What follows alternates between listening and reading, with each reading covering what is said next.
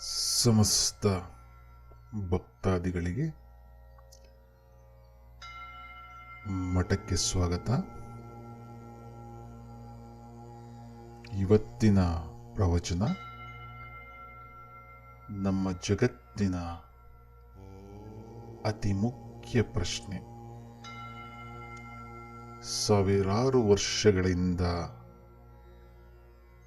ಉತ್ತರವನ್ನ ಹುಡುಕುತ್ತಾ ಹೊರಟಿರುವ ಒಂದು ವಿಶೇಷ ಪ್ರಶ್ನೆ ಬಗ್ಗೆ ಉತ್ತರ ಹುಡುಕುವ ನಿಟ್ಟಿನಲ್ಲಿ ಈ ಪ್ರವಚನ. ಏನು ಆ ಪ್ರಶ್ನೆ? ನೇರವಾಗಿ ಪ್ರಶ್ನೆಗೆ ಹೋಗೋಣ.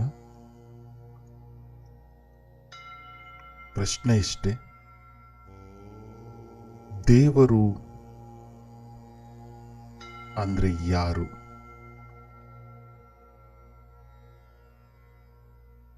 ಹೀಗೆ ತಕ್ಷಣವಾಗಿ ಕೇಳಿದ್ರೆ ಉತ್ತರ ಕೊಡೋದು ಕಷ್ಟ ಆಗ್ತದೆ. ಕೆಲವರು ಅಂತಾರೆ ದೇವರು ಅಂದ್ರೆ ಸರ್ವಾಂತರ್ಯಾಮಿ, ಅಂದ್ರೆ ಎಲ್ಲ ಕಡೆ ಇರುವವನು. ಇನ್ನು ಕೆಲವರು ಅಂತಾರೆ ದೇವರು ಅಂದ್ರೆ ಸೃಷ್ಟಿಕರ್ತ, ಎಲ್ಲವನ್ನೂ ಸೃಷ್ಟಿ ಮಾಡಿದವನು. ಇನ್ನು ಕೆಲವರು ಆತ್ಮನೇ ದೇವರು ಅಥವಾ ದೇವರೇ ನಾನು ಅನ್ನುವ ವಾದವನ್ನ ಇಡ್ತಾರೆ. ಇನ್ನು ಕೆಲವರು ದೇವರು ಅನ್ನುವುದು ಒಂದು ಶಕ್ತಿ, ಇನ್ನು ಕೆಲವರು ಇದು ನಮ್ಮ ಊಹೆಗೆ ಮೀರಿದ್ದು ಅಂತೆಲ್ಲ.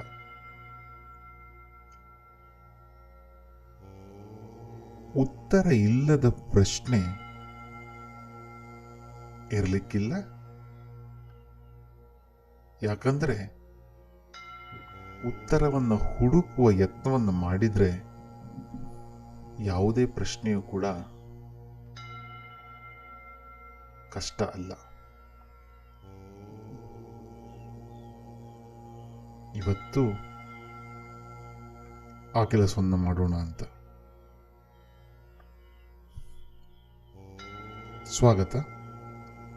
ತಾಳ್ಮೆಯಿಂದ ಉತ್ತರ ಹುಡುಕೋಣ. ಮೊದಲಿಗೆ ಈ ದೇವರು ಅನ್ನುವ ಏನು ಕಲ್ಪನೆ ಶುರುವಾದಲ್ಲಿಂದ ಹೋಗೋಣ. ಕಾಲದ ಹಿಂದೆ ಸ್ವಲ್ಪ ಕಾಲಚಕ್ರವನ್ನ ಹಿಂದೆ ತಗೊಂಡು ಹೋಗೋಣ. ಒಂದು 5,000-6,000 ವರ್ಷಗಳ ಹಿಂದೆ ಹೋಗೋಣ. ದೇವರ ಕಲ್ಪನೆ ಬಂದಿದ್ದು ನಾಗರಿಕತೆ ಶುರುವಾದಲ್ಲಿಂದ ಅಲ್ಲವಾ? ಅದಕ್ಕಿಂತ ಮುಂಚೆ ಮನುಷ್ಯನಿಗೆ ದೇವರನ್ನು ಕಲ್ಪನೆ ಇತ್ತೋ ಇಲ್ವೋ ಗೊತ್ತಿಲ್ಲ. ಈಗ ನಾವು ಈಜಿಪ್ಟ್ಗೆ ಹೋದ್ರೆ ಅಲ್ಲಿ ನಿಮಗೆ ಬಹುದೇವ ಆರಾಧನೆ ಅಂದ್ರೆ ತುಂಬಾ ದೇವರುಗಳು ಸಿಗ್ತಾರೆ. ಅಲ್ಲಿ ಒಸಾರಿಸ್ ಇದ್ದಾನೆ, ಹೋರಸ್ ಇದ್ದಾನೆ, ಅನುಬಿಸ್ ಇದ್ದಾನೆ, ರಾ ಇದ್ದಾನೆ. ಹೀಗೆ ಒಂದೊಂದು ಫಂಕ್ಷನ್ಗೆ ಅಥವಾ ಒಂದೊಂದು ಕಾರ್ಯಕ್ಕೆ ಒಬ್ಬೊಬ್ಬ ದೇವರು. ಆದ್ರೆ ಅಲ್ಲಿ ಕೂಡ ನಾವು ಗಮನಿಸಬೇಕು, ಅಲ್ಲಿ ಕೂಡ ದೇವರ ಪ್ರತಿನಿಧಿ ಅಥವಾ ದೇವರಿಗೆ ಇಷ್ಟ ಅಥವಾ ದೇವರ ಅಂಶವೇ ಅಂದ್ರೆ ಆಳುವ ದೊರೆ ಫೆರೋ ಅಲ್ವಾ? ಅಂದ್ರೆ ಫೆರೋನೇ ದೇವರು, ಫೆರೋನೇ ದೇವರಿಂದ ಕಳಿಸಲ್ಪಟ್ಟವನು ಅಥವಾ ಫೆರೋನೇ ದೇವರ ಅಂಶ ಅನ್ನುವ ರೀತಿಯಲ್ಲಿ ಹೇಳ್ತಾರೆ. ಯಾಕಂದ್ರೆ ದೇವರನ್ನ ಮೊದಲಿನಿಂದನೂ ಕೂಡ ಒಂದಷ್ಟು ಜನ ಬಳಸಿದ್ದು ಒಂದು ಬಹುಸಂಖ್ಯಾತರನ್ನ, ಅಂದ್ರೆ ಒಂದು ತುಂಬಾ ದೊಡ್ಡ ಗುಂಪನ್ನ ಅಂಕಿಯಲ್ಲಿ ಇಡ್ಲಿಕ್ಕೆ.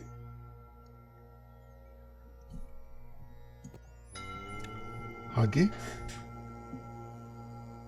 ಅಲ್ಲಿನ ದೇವರು, ಉದಾಹರಣೆ ಅನುಬಿಸನ್ನು ತಗೊಂಡ್ರೆ, ನೀವು ಸ್ವರ್ಗಕ್ಕೆ ಹೋಗಬೇಕಾದ್ರೆ ಅವನಿಗೆ ಲಂಚ ಕೊಡಬೇಕಾಗಿರ್ತದೆ. ಅಂದರೆ ನೀವು ಎಷ್ಟು ದುಡ್ಡನ್ನು ತಗೊಂಡೋಗಿ, ಎಷ್ಟು ಚಿನ್ನವನ್ನು ತಗೊಂಡು ಹೋಗ್ತೀರಿ, ಅದರ ಮೇಲೆ ನಿಮಗೆ ಸ್ವರ್ಗದ ಪ್ರಾಪ್ತಿ. ಹೆಚ್ಚು ಚಿನ್ನ ತಗೊಂಡು ಹೋದವನಿಗೆ ಹೆಚ್ಚು ದೊಡ್ಡ ಮನೆ. ಅದಕ್ಕೆ ಅವಾಗ ಪಿರಮಿಡ್ನಲ್ಲಿ ಹೆಚ್ಚೆಚ್ಚು ಸಂಪತ್ತನ್ನು ಇಟ್ಟು ಉಳ್ತಾ ಇದ್ರು. ಈ ಸಮಯದಲ್ಲಿ ಏನಾಗ್ತದೆ ಅಂತ ಹೇಳಿದ್ರೆ, ಅಲ್ಲಿ ಇನ್ನೊಂದು ವರ್ಗ ಇತ್ತು. ಯಾವ ವರ್ಗ ಹೇಳಿ? ಆ ಪಿರಮಿಡ್ ಆಗಲಿ, ಅವನ ಈಜಿಪ್ಷನ್ ಅಷ್ಟು ದೊಡ್ಡ ಅರಮನೆಗಳನ್ನು ಕಟ್ಟಲು ಬಳಸತಕ್ಕಂಥ ಗುಲಾಮರು. ಅವರಿಗೆ ಸಂಪತ್ತಿನ ಅಧಿಕಾರ ಇರಲಿಲ್ಲ, ಅವರದ್ದು ಬರೀ ಗುಲಾಮತನವೇ ಇತ್ತು. ಹಾಗಾಗಿ ಅವರಿಗೆ ಅವತ್ತಿನ ಈಜಿಪ್ಟ್ ದೇವತೆಗಳು ಆಗಲೇ ಇಲ್ಲ. ಯಾಕಂದರೆ ಆ ದೇವತೆಗಳು ಅವರಿಗೆ ಯಾವುದೇ ಥರದ ಸಹಾಯವನ್ನು ಮಾಡಲಿಲ್ಲ ಅಂತ ಅವ್ರ ಮನಸ್ಸಲ್ಲಿ ಇತ್ತು. ಆ ದೇವತೆಗಳು ಫೆರೋನ ಪರ ಅಥವಾ ಒಂದು ಎಲೀಟ್ ಜನರ ಪರ ಅಂತ ಅಲ್ಲಿನ ಆ ಬಡ ಗುಲಾಮರಿಗೆ ಅನಿಸಿತ್ತು. ಆ ಸಮಯದಲ್ಲಿ ಅಲ್ಲಿ ಇನ್ನೊಬ್ಬ ಬರ್ತಾನೆ, ಮೋಸೆಸ್ ಅಂಥೇಳಿ. ಅವನು ಈ ದೇವರ ಕಲ್ಪನೆಗಳನ್ನು ಅಥವಾ ದೇವರ ಡೆಫಿನಿಷನ್ಗಳನ್ನು ಬದಲಾಯಿಸಿ ಅದನ್ನು ಈ ಜನಕ್ಕೆ ಹೊಂದುವ ರೀತಿಯಲ್ಲಿ ಹೇಳ್ತಾನೆ. ಮೋಸಸ್ ಹೇಳಿದ ದೇವರು ಈಜಿಪ್ಷಿಯನ್ಸ್ ಎಲೀಟ್ ವರ್ಗ ಹೇಳಿದ ದೇವರಿಗಿಂತ ವಿಭಿನ್ನವಾಗಿರುತ್ತಾನೆ. ಆ ದೇವರು ಈ ಬಡವರಿಗೆ ಹೆಚ್ಚು ಇಷ್ಟ ಆಗ್ತಾನೆ. ಯಾಕಂತ ಹೇಳಿದ್ರೆ ಅವರು ನಂಬಿರ್ತಕ್ಕಂಥ ಅಥವಾ ಅವರ ಜೀವನ ಕ್ರಮಗಳಿಗೆ ಹೊಂದುವಂತಹ ದೇವರವನಾಗಿರ್ತಾನೆ. ಈ ದೇವರು ಚಿನ್ನ ಕೇಳಲ್ಲ, ಅದರ ಬದಲು ಕೆಲವೊಂದು ಆಚರಣೆಗಳನ್ನು ಕೇಳ್ತಾನೆ. ನೀವು ಯಾವ ಥರ ಬದುಕಬೇಕು, ನೀವು ಯಾವ ಥರ ಪ್ರಾರ್ಥಿಸಬೇಕು ಅಂತಹ ಒಂದು ಕಟ್ಟಳೆಗಳನ್ನು, ರೂಪುರೇಷೆಗಳನ್ನು ಆ ದೇವರು ಹೊಂದಿರ್ತಾನೆ. ಇದನ್ನು ಅವತ್ತಿನ ಕಾಲದ ಮೋಸಸ್ ಆಗಿರಲಿ ಅಥವಾ ಅವನ ಜೊತೆ ಇದ್ದ ಇನ್ನು ಕೆಲವು ಯಹೂದಿ ಇಂಟೆಲೆಕ್ಟ್ಗಳು ಸೇರಿ ಒಂದು ಒಳ್ಳೆಯ ಡೆಫಿನಿಷನ್ ಕೊಟ್ಟಾಗ ಆ ಜನಕ್ಕೆ ಆ ದೇವರು ಹೆಚ್ಚು ಹತ್ತಿರ ಆಗ್ತಾನೆ. ಈಗ ನೋಡಿರ್ಬೋದಲ್ಲ ನೀವು, ಈಜಿಪ್ಷಿಯನ್ ದೇವರಿಂದ ಹಿಡಿದು ಈಗ ಇನ್ನೊಂದು ದೇವರ ಉಗಮ ಆಯಿತು ಅಲ್ವಾ? ಇದೇ ಕಾಲಘಟ್ಟದಲ್ಲಿ ಪಕ್ಕದಲ್ಲಿ ಇನ್ನೊಂದು ಕೂಡ ಇತ್ತು. ಗ್ರೀಕರಲ್ಲಿ ಇನ್ನೊಂದು ಕಲ್ಪನೆ ಇತ್ತು. ಗ್ರೀಕರು ಹೆಚ್ಚಾಗಿ ಅವರು ಯುದ್ಧ ಮತ್ತು ಇಂಟೆಲೆಕ್ಚುಯಲ್ ಎರಡರಲ್ಲೂ ಇದ್ದಂಥವರು. ಅವರಲ್ಲಿ ವಿಜ್ಞಾನ ಬೆಳವಣಿಗೆ ಆಗಿತ್ತು. ಅವಾಗಿನ ಕಾಲದಲ್ಲಿ ಅವರ ವಾಸ್ತುಶಿಲ್ಪ ಎಲ್ಲವೂ ಕೂಡ ಬೆಳೀತಾ ಇತ್ತು. ಅವರೊಂದು ಇಂಟೆಲೆಕ್ಚುಯಲ್ ಸೊಸೈಟಿ ಕೂಡ ಇತ್ತು. ಈ ಸಮಯದಲ್ಲಿ ಅಲ್ಲಿನ ವೀರರು ಬೇರೆ ಬೇರೆ ಕಡೆಗೆ ದಂಡಯಾತ್ರೆ ಹೋಗಿ ಗ್ರೀಕ್ ಸಾಮ್ರಾಜ್ಯವನ್ನು ಇನ್ನಷ್ಟು ಬೆಳೆಸ್ತಾ ಇದ್ರು. ಹಾಗಾಗಿ ಅಲ್ಲಿನ ದೇವರ ಕಲ್ಪನೆಗಳಲ್ಲಿ ಶೌರ್ಯಕ್ಕೆ ಹೆಚ್ಚು ಸ್ಥಾನ ಇದೆ. ಈಜಿಪ್ಷಲ್ಲಿ ಸಂಪತ್ತಿಗೆ ಸ್ಥಾನ ಇದೆ. ಯಹೂದಿಗಳ ದೇವರಲ್ಲಿ ಆಚರಣೆಗಳಿಗೆ ಅಥವಾ ಪಾಲನೆಯಲ್ಲಿ ಹೆಚ್ಚು ಸ್ಥಾನ ಇದೆ. ಹಾಗೆಯೇ ಗ್ರೀಕರ ದೇವತೆಗಳಲ್ಲಿ ಅಥವಾ ಗ್ರೀಕರ ಕಲ್ಪನೆಗಳಲ್ಲಿ ಶೌರ್ಯಕ್ಕೆ ಜಾಸ್ತಿ ಸ್ಥಾನ. ಅಲ್ಲಿ ಸ್ವರ್ಗ ನರಕದ ಕಲ್ಪನೆಗಿಂತ ಹೆಚ್ಚಾಗಿ ಮಧ್ಯ ಒಂದು ಏನನ್ನು ಮಾಡಿದವರು ಎವರೇಜ್ ಜನ ಇರ್ತಾರಲ್ಲ, ಅವರಿಗೆ ಒಂದು ಜಾಗ, ಕೆಟ್ಟದ್ದು ಮಾಡೋರಿಗೆ ಒಂದು ಜಾಗ ಮತ್ತು ವೀರರಿಗೆ ಒಂದು ಜಾಗ ಅಂತ. ಅಂದರೆ ಅಲ್ಲಿ ಶೌರ್ಯವೇ ನಿಮ್ಮನ್ನು ಮೇಲೆ ತಗೊಂಡು ಹೋಗೋದು, ಸಂಪತ್ತಲ್ಲ ಅಥವಾ ನೀವು ಮಾಡೋ ಒಳ್ಳೆ ಕೆಲಸ ಅಲ್ಲ. ನೀವು ಶೌರ್ಯ, ನೀವು ಎಷ್ಟು ವೀರತ್ವವನ್ನು ಹೊಂದಿದ್ದೀರಿ ಅಂತ. ಯಾಕಂದರೆ ಅಂದಿನ ಕಲ್ಪನೆಯಲ್ಲಿ ಗ್ರೀಕ್ ಸೊಸೈಟಿ ಬೆಳೆಯಲು ಶೌರ್ಯ ಅಗತ್ಯ ಆಗಿತ್ತು. ಹಾಗಾಗಿ ಗ್ರೀಕ್ ದೊರೆಗಳ ನೀವು ಯಾವುದೇ ತಗೊಂಡ್ರೂ ಕೂಡ ಅವರು ಇದರ ನಿಟ್ಟಿನಲ್ಲೇ ಇರ್ತಾರೆ. ಜನಕ್ಕೂ ಕೂಡ ಇದು ಇಷ್ಟನೇ ಆಗಿತ್ತು. ಹಾಗಾಗಿ ಗ್ರೀಕರ ಎಲ್ಲ ಕಲೆಗಳಲ್ಲೆಲ್ಲೂ ಕೂಡ ಇದನ್ನೇ ನೀವು ಕಾಣಬಹುದು. ಗ್ರೀಕರಾದಾಗ ಅಲ್ಲೇ ಪಕ್ಕದಲ್ಲಿ ಇನ್ನೊಂದು ಅದ್ಭುತ ಸಾಮ್ರಾಜ್ಯವಿತ್ತು, ಅದು ಪರ್ಷಿಯನ್ ಸಾಮ್ರಾಜ್ಯ. ಅಲ್ಲಿಯ ದೇವರ ಕಲ್ಪನೆ ಇನ್ನೊಂದು ಥರ. ಅಲ್ಲಿ ದೇವರು ಯಾರು ಅಂತ ಹೇಳಿದ್ರೆ ಅಲ್ಲಿನ ಆಳುವ ಚಕ್ರವರ್ತಿ ಸೈರಸ್ನ ಅಂಶವೇ ಅಥವಾ ಸೈರಸ್ ದೇವರ ಅಂಶ, ಈ ಥರ ಇತ್ತು. ಹಾಗಾಗಿ ಜೊರಾಸ್ಟ್ರಿಯನ್ ಕಲ್ಪನೆಯಲ್ಲಿ ಸೈರಸ್ಸು ಬಹಳ ಮೇಲಿನ ಸ್ಥಾನದಲ್ಲಿರ್ತಾನೆ. ಏನು ದೇವಗೋತ್ರ ಅಂತ ಕರಿತೀವಲ್ಲ, ವಶಿಷ್ಠನ ಅಂಶವೇ, ವಹಿಷ್ಠ ಅಂತಾರಲ್ಲ, ಅದರ ಅಂಶವೇ ಸೈರಸ್ ಅಂತ ಹೇಳ್ತಾರೆ. ಇದು ಅಲ್ಲಿನ ಕಲ್ಪನೆ ಆಗಿತ್ತು. ಯಾಕಂದರೆ ಅಲ್ಲಿ ಕೂಡ ಸೈರಸ್, ನೀವೆಲ್ಲೇ ನೋಡಿ, ಇಲ್ಲಿ ಕೂಡ ದೇವರ ಸುತ್ತು ಹಾಕುವುದು ಒಬ್ಬ ನಾಯಕನ ಅಥವಾ ಒಂದು ವರ್ಗದ ಸುತ್ತನೆ ಅಲ್ವಾ. ಆದರೆ ಸೈರಸ್ ಏನು ಮಾಡಿದ ಅಂತ ಹೇಳಿದ್ರೆ, ಅವನಿಗೆ ಸ್ವಲ್ಪ ಜಾಸ್ತಿ ಲಿಬ್ರಲ್ ಅಥವಾ ಎಲ್ಲವನ್ನು ಸೇರಿಸಿಕೊಳ್ಳುವ ರಾಜ. ಹಾಗಾಗಿ ಅವನ ಪ್ರಭಾವ ಆ ದೇವರ ಮೇಲೆ ತುಂಬಾ ಇದೆ. ಹಾಗಾಗಿ ನೀವು ಜೊರಾಸ್ಟ್ರಿಯನ್ ದೇವರ ಕಲ್ಪನೆಗಳು ನೋಡಿದರೆ ಅಲ್ಲಿ ಗ್ರೀಕರು ಅಥವಾ ಈಜಿಪ್ಷಿಯನ್ ಅಥವಾ ಬೇರೆ ಎಲ್ಲ ದೇವರಿಗಿಂತ ಇನ್ನೂ ಎಲಾಬರೇಟ್ ಆಗಿ ಅಥವಾ ತುಂಬ ವೈವಿಧ್ಯಮಯವಾಗಿ ದೇವರ ಕಾನ್ಸೆಪ್ಟ್ ಇದೆ. ಅಲ್ಲಿ ಈ ದೇವರ ಕಲ್ಪನೆಗಳು ಇನ್ನೂ ಜಾಸ್ತಿ ಹೋಗ್ತದೆ. ಯಾಕಂತ ಹೇಳಿದ್ರೆ ನದಿಗೆ, ಸಂಪತ್ತಿಗೆ ಒಂದು ದೇವರು ಅನಾಹಿದ್ ಅಂತೇಳಿ, ಆಮೇಲೆ ಹೀಗೆ ಡಿಫ್ರೆಂಟ್ ದೇವರುಗಳು ಬರ್ತವೆ. ಒಂದೊಂದು ದೇವರುಗಳು ಕೂಡ ಒಂದೊಂದು ಕಾರ್ಯಕ್ಕೆ ಸೀಮಿತ, ಹಾಗೂ ಅದರ ಆರಾಧನೆ ಹೇಗಿರಬೇಕು ಅಂತೆಲ್ಲ ಇದೆ. ಮುಂದೆ ಈ ಸೈರಸ್ ಸಮಯದಲ್ಲಿ ಅಥವಾ ಏನು ಪರ್ಷಿಯಲ್ಲಿ ಹುಟ್ಟಿದ ದೇವತೆಗಳು ಮುಂದೆ ನಮ್ಮ ಭಾರತಕ್ಕೂ ಬಂದರು. ಅಲ್ಲಿನ ಸುರ ಮತ್ತು ಅಸುರ ಏನು ತತ್ವಗಳಿದೆ ನಮ್ಮಲ್ಲಿ ಉಲ್ಟಾಗ್ಬಿಟ್ಟು ಸುರ ಅಂತ ಆಗ್ತದೆ. ಅಲ್ಲಿ ಅಸುರರು ಒಳ್ಳೆಯವರು, ಇಲ್ಲಿ ಅಸುರರು ಕೆಟ್ಟವರು, ಅಲ್ಲಿ ಸುರರು ಕೆಟ್ಟವರು, ಇಲ್ಲಿ ಸುರರು ಒಳ್ಳೆಯವರು ಅಂತೆಲ್ಲ ಆಗ್ತದೆ. ಅಂತ ಹೇಳಿದ್ರೆ ಮೊದಲು ಪ್ರಯಾಣ ಕಮ್ಮಿ ಇತ್ತು. ಅಂದರೆ ಜನ ಒಂದೇ ಜಾಗದಲ್ಲಿ ಇರ್ತಾಯಿದ್ರು. ಬರ್ತಾ ಜನ ಬೇರೆ ಬೇರೆ ಕಡೆಗೆ ವಲಸೆ ಹೋಗ್ಲಿಕ್ಕೆ ಶುರು ಮಾಡಿದ್ರು. ಟ್ರೇಡ್ ರೂಟ್ಗಳು ಬಂದವು, ಹಾಗೆಯೇ ಪ್ರಯಾಣದ ದಾರಿಗಳು ಕೂಡ ಬಂದವು. ಪರ್ಷಿಯನ್ ಪೋಸ್ಟಲ್ ಸರ್ವೀಸು ಬಂದ್ಬಿಡ್ತು. ಹೀಗೆಲ್ಲ ಬಂದಾಗ ಈ ದೇವರುಗಳು ಕೂಡ ಒಂದು ಜಾಗದಿಂದ ಇನ್ನೊಂದು ಜಾಗಕ್ಕೆ ಹೋಗಲಿಕ್ಕೆ ಶುರು ಮಾಡಿದರು. ಪರ್ಷಿಯಾದ ಕಲ್ಪನೆಗಳು ಭಾರತಕ್ಕೂ ಬಂದವು, ಭಾರತದ ಕಲ್ಪನೆಗಳು ಗ್ರೀಕು ಹೋದವು, ಗ್ರೀಕ್ನ ಕಲ್ಪನೆಗಳು ರೋಮ್ಗೆ ಬಂದವು. ಹೀಗೆ ರೋಮ್ಗೆ ಹೋದರೆ ರೋಮಲ್ಲಿ ಇನ್ನೊಂದು ಥರದ ಇದು ಸೀಸರ್ ಇದ್ದ, ಅವರ ಏನು ಎಲೀಟ್ ಕ್ಲಾಸ್ ಇದ್ದಾಗ ಅಲ್ಲಿಯೂ ಕೂಡ ಒಂದು ವರ್ಕಿಂಗ್ ಕ್ಲಾಸ್ ಇತ್ತು ಅಲ್ವಾ. ಪ್ರತಿ ಸಮುದಾಯದಲ್ಲಿ ಕೂಡ ಒಂದು ವರ್ಕಿಂಗ್ ಕ್ಲಾಸ್ ಇರ್ತದೆ. ಅಲ್ಲಿ ಒಂದಷ್ಟು ಜನ ಬಡವರು ಇರ್ತಾರೆ, ಶ್ರಮಜೀವಿಗಳು ಇರ್ತಾರೆ. ಅವರು ಯೂಶ್ವಲಿ ಈ ಎಲೀಟ್ ಕ್ಲಾಸ್ನಿಂದ ಸ್ವಲ್ಪ ದೂರನೇ ಆಗಿರ್ತಾರೆ. ಯಾಕಂತ ಹೇಳಿದ್ರೆ ಅವರನ್ನು ಸ್ವಲ್ಪ ತುಳಿತಾರೆ. ಇಲ್ಲಿ ರೋಮಲ್ಲೂ ಕೂಡ ಅದೇ ಆಗಿರುತ್ತೆ. ಆಗ ಅಲ್ಲಿನ ವರ್ಕಿಂಗ್ ಕ್ಲಾಸ್ಗೆ, ಆ ವರ್ಕಿಂಗ್ ಕ್ಲಾಸ್ಲಿ ಒಂದು ಕ್ಲಾಸು ಕಾರ್ಪೆಂಟರು, ಆ ಒಬ್ಬ ಕಾರ್ಪೆಂಟರ್ ಮಗ ಜೀಸಸ್ ಕ್ರೈಸ್ಟ್. ಅವನು ಈ ದೇವರ ಕಲ್ಪನೆಗೆ ಇನ್ನೊಂದು ರೂಪನ ಕೊಡ್ತಾನೆ. ಅವನು ದೇವರು ಹೇಗಿರಬೇಕು, ಇಲ್ಲಿ ತ್ಯಾಗಗಳ ಬಗ್ಗೆ ಮಾತಾಡ್ತಾನೆ, ಶಾಂತಿಯ ಬಗ್ಗೆ ಮಾತಾಡ್ತಾನೆ. ಯಾಕಂತ ಹೇಳಿದ್ರೆ ಅದುವರೆಗೆ ಸಮಾಜದಲ್ಲಿ ಅಥವಾ ರೋಮನ್ ಎಂಪೈರ್ಗಳಾಗಿರಲಿ, ಹಿಂದಿನ ಎಂಪೈರ್ಗಳಾಗಲಿ ಹೊಡೆದಾಟಲ್ಲಿ ಇದ್ದರು. ಆಗ ಜೀಸಸ್ ಬಂದ್ಬಿಟ್ಟು, ಇಲ್ಲ, ಒಂದು ಶಾಂತಿಯ ಮಾರ್ಗ ಇರಬೇಕು, ನಾವು ಈ ಥರ ಇರಬೇಕು, ದಾನ ಮಾಡಬೇಕು, ತ್ಯಾಗ ಮಾಡಬೇಕು. ಇದರ ಮೇಲೆ ಅದು ಅಲ್ಲಿನ ವರ್ಕಿಂಗ್ ಕ್ಲಾಸ್ಗೆ ತುಂಬ ಇಷ್ಟ ಆಗ್ತದೆ. ನೋಡಿ, ಇಲ್ಲಿ ಕೂಡ ದೇವರ ಕಲ್ಪನೆ ಚೇಂಜ್ ಆಗ್ತಾ ಹೋಗುತ್ತಲ್ವ. ದೇವರ ಡೆಫಿನೇಷನ್, ದೇವರು ಏನು ಅಂತ ಜೀಸಸ್ ಹೇಳಿದ್ದೆ ಬೇರೆ, ಮೋಸಸ್ ಹೇಳಿದ್ದೆ ಬೇರೆ, ಈಜಿಪ್ಷಿಯನ್ಸ್ ಹೇಳಿದ್ದೆ ಬೇರೆ, ರೋಮನ್ಸ್ ಹೇಳಿದ್ದೆ ಬೇರೆ, ಗ್ರೀಕರು ಹೇಳಿದ್ದೆ ಬೇರೆ ಅಲ್ವಾ. ಹೀಗೆ ಎಲ್ಲವೂ ಕೂಡ ಅಂದಿನ ಕಾಲಘಟ್ಟಕ್ಕೆ ಬದಲಾಗ್ತಾ ಉಂಟು. ಆಮೇಲೆ ಇನ್ನು ಯುರೋಪ್ನ ಕೆಲವು ಭಾಗಗಳಲ್ಲಿ ಅಥವಾ ಸ್ಕ್ಯಾಂಡಿನೇವಿಯನ್ ಭಾಗದಲ್ಲಿ ಇರ್ತಕ್ಕಂಥ ವೈಕಿಂಗ್ಗಳಲ್ಲಿ ಅವರು ಬಡ್ದಾಡಿ ಇರ್ತಕ್ಕಂಥ ಜನ, ಅವರಲ್ಲಿ ಇನ್ನೊಂದು ಕಲ್ಪನೆ ಇತ್ತು. ಅವರಲ್ಲಿರ್ತಕ್ಕಂಥ ವಲಾಲ ಆಗಿರಲಿ, ಅವರ ನಾಸ್ ದೇವತೆಗಳಾಗಿರಲಿ, ಅವರು ಕೂಡ ಹೆಚ್ಚಾಗಿ ಹೋರಾಟದ ಕಲ್ಪನೆಗಳಲ್ಲಿ ಇದ್ದಾರೆ. ಅಲ್ಲಿ ನೀವು ಕೂಡ ಬಡ್ದಾಡಿಯೇ ನೀವು ಇನ್ನು ವೀರ ಸ್ವರ್ಗ ಅಂತ ಹೇಳ್ತಾರಲ್ಲ, ಅದೆಲ್ಲ ಅವರಲ್ಲಿ ಇತ್ತು. ಆಮೇಲೆ ಕ್ರಿಶ್ಚಿಯಾನಿಟಿ ಅಲ್ಲಿಗೆ ಹೋಯಿತು. ಹೀಗೆಲ್ಲ ಆಗ್ತಾಯಿದೆ. ಈಗ ನಾವು ಇನ್ನೊಂದು ಭಾಗಕ್ಕೆ ಬರುವ, ಸೇಮ್ ಕಾಲಘಟ್ಟ ಅಲ್ಲ ಇದು, ಯಾವುದು ಕೂಡ ನಾನು ಒಂದು ಟೈಮ್ ಲೈನಲ್ಲಿ ಹೇಳ್ತಾ ಇಲ್ಲ.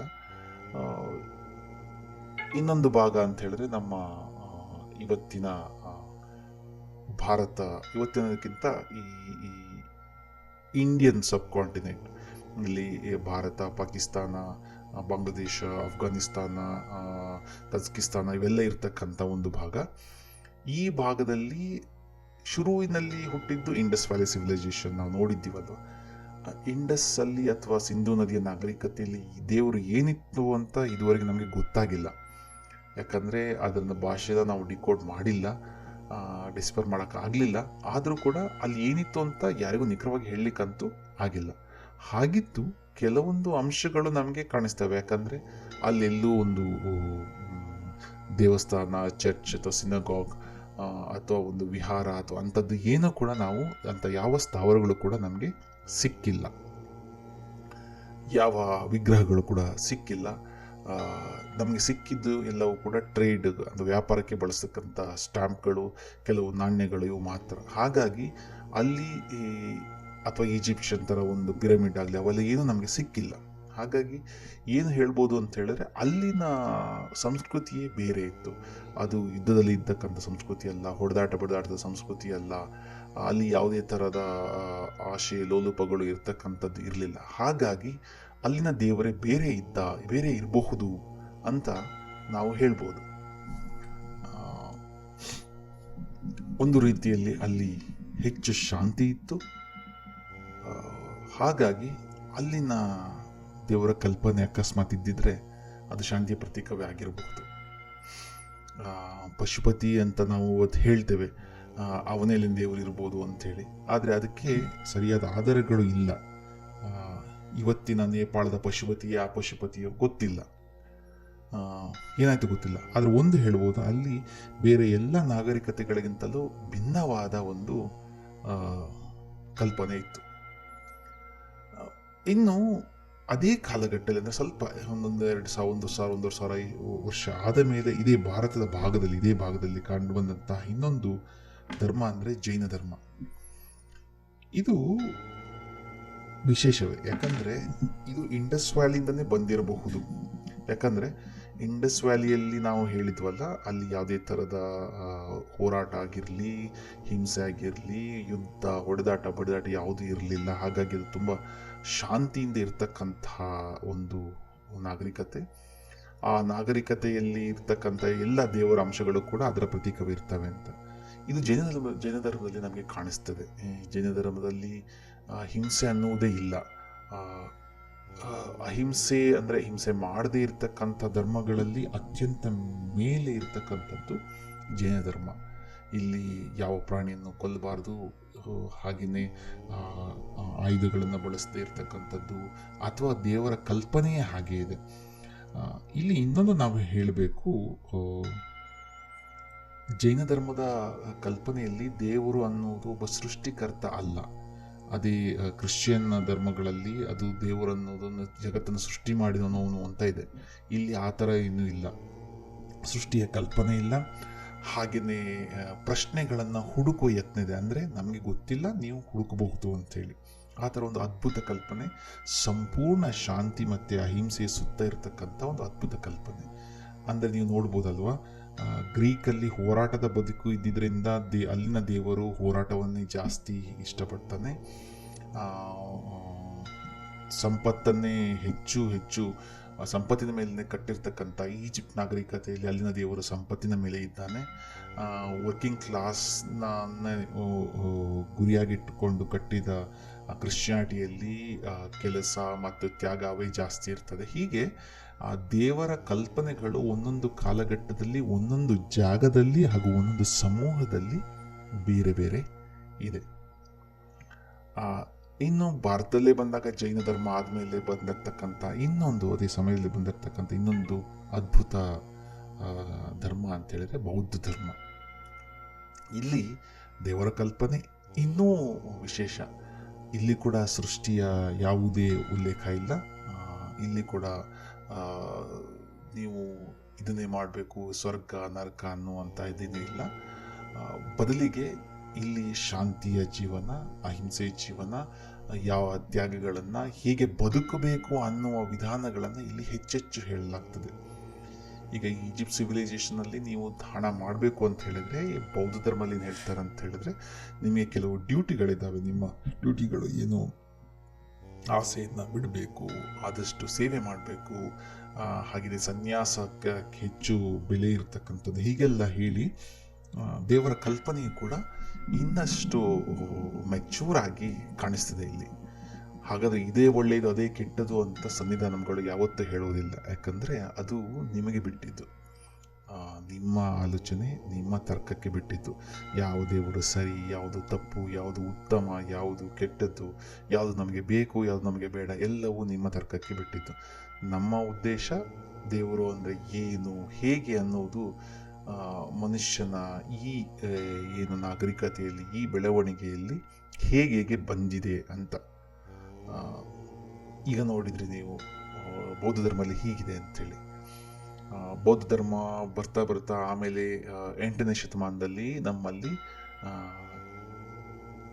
ಬಹಳ ಒಂದು ದೊಡ್ಡ ತಿರುವೇ ಬರ್ತದೆ. ಅದು ಆ, ಶಂಕರಾಚಾರ್ಯರ ಸಮಯದಲ್ಲಿ ಆಗಿರ್ತಕ್ಕಂಥ ಬದಲಾವಣೆ, ಅದ್ವೈತ ಸಿದ್ಧಾಂತ ಬರ್ತದೆ. ಇಲ್ಲಿ ದೇವರು ಅಂದರೆ ಬೇರೆ ಎಲ್ಲ, ಆತ್ಮನೇ ದೇವರು ಅಂತ ಹೇಳ್ತಾರೆ. ಇಲ್ಲಿ ಕೂಡ ಶಂಕರಾಚಾರ್ಯರು ಅವರ ಆ, ಆ, ಉದ್ದೇಶ, ಅವರ ಭಾವನೆಗಳನ್ನು ಮಾತ್ರ ಹೇಳಿಲ್ಲ. ಅವರು ಒಂದು ದೊಡ್ಡ ಸಮೂಹದ ಜ್ಞಾನವನ್ನು ನಿಮಗೆ ಹೇಳ್ತಾರೆ. ಅಂತ ಹೇಳಿದ್ರೆ ಶಂಕರಾಚಾರ್ಯರ ಅವರ ಗುರುಗಳು, ಅವರ ಪ್ರಭಾವಗಳು, ಅವರು ಕಲಿತದ್ದು, ಅವರ ಹಿಂದಿನ ಏನು ಹಿಂದೆ ಬಂದಿರ್ತಕ್ಕ ಕುಮಾರಿಲ ಭಟ್ರು ಅವ್ರು ಹೇಳಿರ್ಬೋದಾಗಿರ್ಬೋದು, ಅಥವಾ ಅವರ ಶಿಷ್ಯರ ಜೊತೆಗೆ ಮಾಡಿರ್ತಕ್ಕಂಥ ಸಂವಾದಗಳು ಅಥವಾ ಉಭಯ ಭಾರತಿ ಸಂವಾದ, ಹೀಗೆ ತುಂಬ ಕಠಿಣವಾದ ಶಂಕರರ ಬದುಕನ್ನು ನೋಡಿದ್ರೆ ನಿಮಗೆ ಗೊತ್ತಾಗ್ತದೆ. ಅವರು ಕೊಡೋ ಡೆಫಿನೇಷನ್ ಕೇವಲ ಅವರಿಂದ ಬಂದಿರತಕ್ಕಂಥದ್ದಲ್ಲ.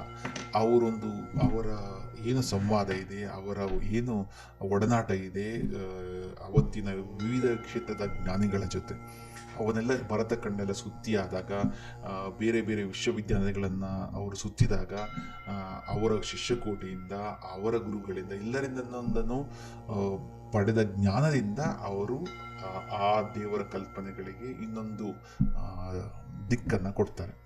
ಅಲ್ಲಿ ಆತ್ಮನ ಕಲ್ಪನೆ ಬರ್ತದೆ, ಬ್ರಹ್ಮನ ಕಲ್ಪನೆ ಬರ್ತದೆ. ಬ್ರಹ್ಮ ಹೇಗೆ, ಯಾರು, ಹೇಗೆ ಬ್ರಹ್ಮನ ಜೊತೆ ಸೇರುವುದು, ಅಥವಾ ಆತ್ಮ ಅಂದರೆ ಏನು, ಅದರ ಮಹತ್ವವೇನು ಅಂಥೇಳಿ ಪೂರ್ತಿಯಾಗಿ ಅವರು ಹೇಳ್ತಾ ಹೋಗ್ತಾರೆ. ಏನು ನಿಮಗೆ ಗೊತ್ತಾಗಿರ್ಬೋದಲ್ವ? ಅಂದರೆ ದೇವರ ಕಲ್ಪನೆಗಳು, ದೇವರ ಏನು ವಿವರಣೆ ಕೂಡ ಇದೆಯಲ್ಲ, ಅದು ಬದಲಾಗ್ತಾ ಹೋಗ್ತದೆ. ಬದಲಾಗುವ ದಿಕ್ಕಿನಲ್ಲಿ ಬಹಳಷ್ಟು ಜನರ ಕೊಡುಗೆ ಇದೆ, ಬಹಳಷ್ಟು ಜ್ಞಾನದ ಕೊಡುಗೆ ಇದೆ. ಈಗ ಶಂಕರರಿಗಿಂತ ಹಿಂದೆ ಅವತ್ತಿದ್ದು ನಳಂದ ವಿಶ್ವವಿದ್ಯಾಲಯ ಇತ್ತು. ನಳಂದದಲ್ಲಿ ಜಗತ್ತಿನ ಎಲ್ಲ ಕಡೆಯ ಜ್ಞಾನಿಗಳು, ಪಂಡಿತರು ಬಂದು ಅಲ್ಲಿ ಅವರ ಜ್ಞಾನವನ್ನು ಪುಸ್ತಕಗಳ ರೂಪದಲ್ಲಿ, ಅಥವಾ ಅವರ ಲೆಕ್ಚರರ್ ರೂಪದಲ್ಲಿ, ಅಥವಾ ಅವರ ವಾದಗಳ ರೂಪದಲ್ಲಿ ಅಲ್ಲಿ ಸೇರ್ತಾ ಇತ್ತು. ಆ ಜ್ಞಾನ ಅಲ್ಲಿಂದ ಬೇರೆ ಕಡೆಗೆ ಹೋಗ್ತಾ ಇತ್ತು. ಅಲ್ಲಿಂದನೇ ಬಂದಿರತಕ್ಕಂಥ ಒಂದು ಕವಲಿನಿಂದ ಅದ್ವೈತವು ಕೂಡ ಹುಟ್ಟಿತು. ಆಮೇಲೆ ದ್ವೈತ ಆಯಿತು, ವಿಶಿಷ್ಟಾದ್ವೈತ ಆಯಿತು, ಹೀಗೆ ತುಂಬ ಬಂದವು. ಇದೇ ಸಮಯದಲ್ಲಿ ಮಧ್ಯ ಏಷ್ಯಾದಲ್ಲಿ, ಅಂದರೆ ಏನು 6ನೇ ಶತಮಾನದ ಅಂಚಿನಲ್ಲಿ, ಅಲ್ಲಿ ಪ್ರವಾದಿ ಮೊಹಮ್ಮದರು ಇಸ್ಲಾಂಗೆ ಹುಟ್ಟನ್ನು ಹಾಕ್ತಾರೆ. ಇಲ್ಲಿ ನೀವು ನೋಡಬೇಕು ಇಸ್ಲಾಂ ಹುಟ್ಟಿದ ಸಮಯ ಹೇಗಿದೆ ಅಂತೇಳಿ. ಇಸ್ಲಾಂ ಹುಟ್ಟುವಾಗ ಅಲ್ಲಿ ಆ ಸಮಯದಲ್ಲಿ, ಆ ಕಾಲಘಟ್ಟದಲ್ಲಿ, ಆ ಮಧ್ಯ ಏಷ್ಯಾದಲ್ಲಿ ಯುದ್ಧದ ಕಾರ್ಮೋಡ ಇತ್ತು. ಒಂದೊಂದು ಬುಡಕಟ್ಟಿನವ್ರು ಇನ್ನೊಂದು ಬುಡಕಟ್ಟಿನವ್ರ ಜೊತೆ ಹೊಡೆದಾಡ್ತಾ ಇದ್ರು. ಯಾವಾಗಲೂ ಅಲ್ಲಿ ಹೋರಾಟವೇ, ಯಾವಾಗಲೂ ಯುದ್ಧವೇ. ಅಂಥ ಸಮಯದಲ್ಲಿ ಹುಟ್ಟಿದ ಧರ್ಮ ಇಸ್ಲಾಂ. ಹಾಗಾಗಿ ಅಲ್ಲಿನ ಏನು ಧರ್ಮದ ಮತ್ತು ಅಲ್ಲಿನ ದೇವರ ವ್ಯಾಖ್ಯಾನದಲ್ಲಿ ಈ ಏನು ಪರಿಸ್ಥಿತಿಯಲ್ಲ, ಅದರ ಪ್ರಭಾವ ಜಾಸ್ತಿ ಇದೆ. ನೀವು ನೋಡಿದರೆ ಅವತ್ತು ಮೊಹಮ್ಮದ್ ಹೇಳಿರ್ತಕ್ಕಂಥ ಏನು ಟೀಚಿಂಗ್ಸಲ್ಲಿ ಇಲ್ಲದು ಕೂಡ ಈ ಯುದ್ಧದ ಅಥವಾ ಈ ಹೋರಾಟದ ಇನ್ಫ್ಲುಯೆನ್ಸ್ ಜಾಸ್ತಿ ಇದೆ. ಹಾಗಾಗಿ ಹೇಗೆ ಹೋರಾಡಬೇಕು, ಯಾವ ಥರದ ನ್ಯಾಯ, ಹೀಗೆ ಬದುಕಬೇಕು ಅನ್ನೋದೆಲ್ಲ ಹೇಳಿದ್ದಾರೆ. ಅದೇ ಕಾಲಘಟ್ಟದಲ್ಲಿ ಮೊಹಮ್ಮದರ ನಂತರ ಏನು ಇಸ್ಲಾಂಗೆ ಒಂದು ಸಂಪೂರ್ಣ ರೂಪವನ್ನು ಅವರ ನಂತರದ ಜನರು, ಜ್ಞಾನಿಗಳು, ಪಂಡಿತರು, ಇಸ್ಲಾಂ ಜ್ಞಾನಿಗಳು ಕೊಟ್ಟರಲ್ವ, ಅದರಲ್ಲಿ ಇದು ತುಂಬಾ ಇನ್ಫ್ಲುಯೆನ್ಸ್ ಆಗಿದೆ. ಯಾಕಂದರೆ ಆ ಕಾಲಘಟ್ಟದಲ್ಲಿ ಆ ಪ್ರದೇಶದಲ್ಲಿ ಈ ಹೋರಾಟಗಳು ಜಾಸ್ತಿ ಇದ್ದವು. ಉದಾಹರಣೆಗೆ ಆವಾಗ ಯುದ್ಧದಲ್ಲಿ ಗಂಡಸರು ಜಾಸ್ತಿ ಸಾಯ್ತಾ ಇದ್ರು. ಸತ್ತಾಗ ಊರಿನಲ್ಲಿ ಹೆಣ್ಮಕ್ಳು ಜಾಸ್ತಿ ಹೆಂಡತಿದ್ರಲ್ಲ, ಅವರು ವಿಧವೆಯರಾಗಿ ಉಳಿತಾ ಇದ್ರು. ಹಾಗಾಗಿ ಇಸ್ಲಾಮಲ್ಲಿ ಮೊದಲಿಗೆ ಹೇಳ್ತಾರೆ, ವಿಧವೆಯಿಂದ ಮದುವೆ ಆಗುವುದು ಅತ್ಯಂತ ಮಹತ್ವದ ಪುಣ್ಯದ ಕಾರ್ಯ ಅಂಥೇಳಿ. ಹಾಗಾಗಿ ಯಾಕಂತ ಹೇಳಿದ್ರೆ ಅವರನ್ನು ಬಿಡಬಾರ್ದು ಅಲ್ವಾ. ಹಾಗಾಗಿ ಅದನ್ನು ಒಳ್ಳೆಯದಾಗಲಿ ಅಂಥೇಳಿ ಅವತ್ತಿನ ಕಾಲಘಟ್ಟದಲ್ಲಿ ಅವತ್ತಿನ ಇಸ್ಲಾಂ ಪಂಡಿತರು ವಿಧವೆ ವಿವಾಹಕ್ಕೆ ಮಹತ್ವವನ್ನು ಕೊಟ್ಟರು. ಇದನ್ನು ಪ್ರವಾದಿ ಮೊಹಮ್ಮದರು ಕೂಡ ಮಾಡ್ತಾರೆ. ಯಾಕಂದರೆ ಅವರ ಮೊದಲನೇ ಪತ್ನಿ ಕೂಡ ಆಕೆ ಒಬ್ಬ ತಪ್ಪಿದ್ರೆ ಕ್ಷಮಿಸಿ, ಯಾಕಂದರೆ ನಮಗೆ ಗೊತ್ತಿರೋ ಹಾಗೆ ಆಕೆ ಒಬ್ಬ ಮರ್ಚೆಂಟ್ ಅಂತ ಹೇಳಿದ್ರೆ ಅವರು ವ್ಯಾಪಾರಿಯಾಗಿರ್ತಾರೆ, ತುಂಬ ಸಂಪತ್ತನ್ನು ಹೊಂದಿರೋರು ಆಗಿರ್ತಾರೆ. ಅವರೇ ಮೊಹಮ್ಮದರ ಮೊದಲನೇ ಎಲ್ಲ ಅಂದರೆ ಮೊಹಮ್ಮದರ ಹಲವು ಏನು ಧರ್ಮಗಳ ಕಟ್ಟುವಿಕೆಯಲ್ಲಿ ಮಹತ್ವದ ಪಾತ್ರವನ್ನು ವಹಿಸ್ತಾರೆ. ಆ, ಹಾಗಾಗಿ ಅವತ್ತಿನ ಕಾಲಘಟ್ಟದಲ್ಲಿ ವಿಧವೆಯರನ್ನ ಮದುವೆ ಆಗುವುದು ಒಂದು ಒಳ್ಳೆಯ ಕಾರ್ಯ ಅಂಥೇಳಿ ಇಸ್ಲಾಂ ಹೇಳ್ತದೆ. ಯಾಕಂತ ಹೇಳಿದ್ರೆ ಅದು ಅಗತ್ಯವೂ ಆಗಿತ್ತು ಸಮಾಜವನ್ನು ಉಳಿಸಲು. ಅದನ್ನೇ ಇವತ್ತು ನಾವು ಬಹುಪತ್ನಿತ್ವ ಬೇಕೇ ಬೇಕು, ಅದೊಂದು ನಾಮ್ ಅಂತ ಮಾಡಿದ್ದೇವೆ. ಆದರೆ ಅವತ್ತಿನ ವ್ಯಾಖ್ಯಾನ ಬೇರೆ, ಇವತ್ತಿನ ವ್ಯಾಖ್ಯಾನವೇ ಬೇರೆ. ಅವತ್ತು ಯುದ್ಧದಲ್ಲಿ ಗಂಡು ಸತ್ತಾಗ ಊರಲ್ಲಿ ಉಳಿದಿರ್ತಕ್ಕಂಥ ಗಂಡಸರು ಕಮ್ಮಿ ಇರ್ತಾ ಇದ್ರು, ಹೆಂಗಸರು ಜಾಸ್ತಿ ಇರ್ತಾ ಇದ್ರು. ಆವಾಗ ಈ ಹೆಚ್ಚು ಜನರನ್ನ ಮದುವೆ ಆದರೆ ಬದುಕು ಚೆನ್ನಾಗಿರ್ತದೆ ಅಂಥೇಳಿ ಆವತ್ತಿನ ಕಾಲಘಟ್ಟದಲ್ಲಿ ಇಸ್ಲಾಂ ಹೇಳುತ್ತೆ. ದುರಂತ ಅಂದರೆ ನಾವು ಅದನ್ನು ಇವತ್ತಿಗೂ ಕೂಡ ತಂದಿಟ್ಕೊಂಡ್ಬಿಟ್ಟಿದ್ದೀವಿ ಅಲ್ವಾ. ಇದು ಪ್ರತಿ ಧರ್ಮದಲ್ಲೂ ಕೂಡ ಅನ್ವಯ ಆಗ್ತದೆ. ಈಗ ಉದಾಹರಣೆಗೆ ನಮ್ಮ ಸನಾತನ ಧರ್ಮದಲ್ಲಿ ತಗೊಂಡ್ರು ಕೂಡ ಆವತ್ತಿನ ಕಾಲಘಟ್ಟದಲ್ಲಿ ಕೆಲವು ಆಚರಣೆಗಳನ್ನು ಹೇಳಿದರು. ಏನು, ಸಮುದ್ರವನ್ನು ದಾಟಬಾರ್ದು, ಅಥವಾ ಏನು ಕುತ್ಕೊಂಡು ಮೂತ್ರ ವಿಸರ್ಜನೆ ಮಾಡಬೇಕು, ಅಥವಾ ಏನು ಬೆಳಗ್ಗೆ ಈ ಥರ ಸ್ನಾನ ಮಾಡಬೇಕು, ಹೀಗೆ ಅಂತೇಳಿ. ಅವತ್ತು ನಾವು ನದಿಯಲ್ಲಿ ಸ್ನಾನ ಮಾಡ್ತಾ ಇದ್ವು, ಹೊರಗಡೆ ಏನು ಮೂತ್ರ ವಿಸರ್ಜನೆ ಮಾಡ್ತಾ ಇದ್ವು, ಎಲ್ಲೋ ಹಾವು ಚೀಳುಗಳೆಲ್ಲ ಇರ್ತಾ ಇದ್ವು, ಹೇಗೆ ಇರ್ತದೆ. ಬಟ್ ಇವತ್ತು ಅದಿಲ್ಲ ಅಲ್ವಾ. ಇವತ್ತು ನಾವು ಒಂದು ನಮ್ಮದೇ ಆದಂಥ ಒಂದು ಕ್ಲೋಸ್ಡ್ ಬಾತ್ರೂಮ್ ಇದೆ, ನಮಗೆ ಸಿಗುವಂಥ ನೀರು ಇವತ್ತು ಪ್ಯೂರಿಫೈ ಆಗಿ ಬರ್ತಾ ಇದೆ. ಹಾಗಾಗಿ ಆಚರಣೆಗಳನ್ನ ನಾವು ಬದಲಾಯಿಸ್ಬೋದು. ಆದರೆ ನಾವು ಸೇಮ್ ಮುಸ್ಲಿಮರು ಮಾಡ್ತಾರಲ್ಲ ಇವತ್ತು ಬಹುಪತ್ನಿತ್ವವೇ ಒಂದು ಇಸ್ಲಾಂನ ನಾರ್ಮ್ ಅಂತ ಅವರು ಪಾಲನೆ ಮಾಡ್ತಾರಲ್ಲ, ಅದೇ ಥರನೇ ನಾವು ಕೂಡ ಅದನ್ನು ಹಾಗೇನೆ ಫಾಲೋ ಮಾಡ್ತಿದ್ದೇವೆ. ಹೇಗೆ ಅಂತ ಹೇಳಿದ್ರೆ ಬೆಕ್ಕನ್ನು ಕಟ್ಟಿ ತಿಥಿ ಮಾಡಿದ ಹಾಗೆ. ಈ ಬೆಕ್ಕನ್ನು ಕಟ್ಟಿ ತಿಥಿ ಮಾಡೋದು ಹೇಗೆ ಅಂತ ಹೇಳೋದೊಂದು ಒಂದು ಸುಂದರ ಒಂದು ವ್ಯಾಖ್ಯಾನ. ಏನಂದರೆ, ಹಿಂದೆ ಒಬ್ಬ ಇದ್ದಂತೆ, ಅವನು ಅವರಪ್ಪನ ತಿಥಿ ಮಾಡಬೇಕಿತ್ತು. ತಿಥಿ ಮಾಡುವಾಗ ಏನಾಗಿದೆ, ಮನೆಯಲ್ಲಿ ಬೆಕ್ಕು ಬಂದು ಪಿಂಡ ತಿಂತಾ ಇದೆ.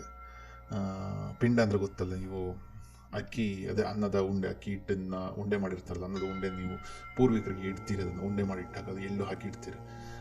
ಪಾಪ ಬೆಕ್ಕಿಗೆ ಹಸಿವಾಗಿತ್ತೇನೋ, ಅದು ಬಂದು ತಿಂತಾ ಇತ್ತು. ತಿಂದರೆ ಅದು ಅಶುದ್ಧ ಆಗ್ತದೆ, ಮೈಲಿಗೆ ಆಗ್ತದೆ, ಮೋಕ್ಷ ಸಿಗುವುದಿಲ್ಲ ಅಲ್ವಾ. ಅದಕ್ಕೆ ಏನು ಮಾಡಿದ, ಅವನು ಬೆಕ್ಕನ್ನು ಕಟ್ಟಾಕ್ಬಿಟ್ಟ.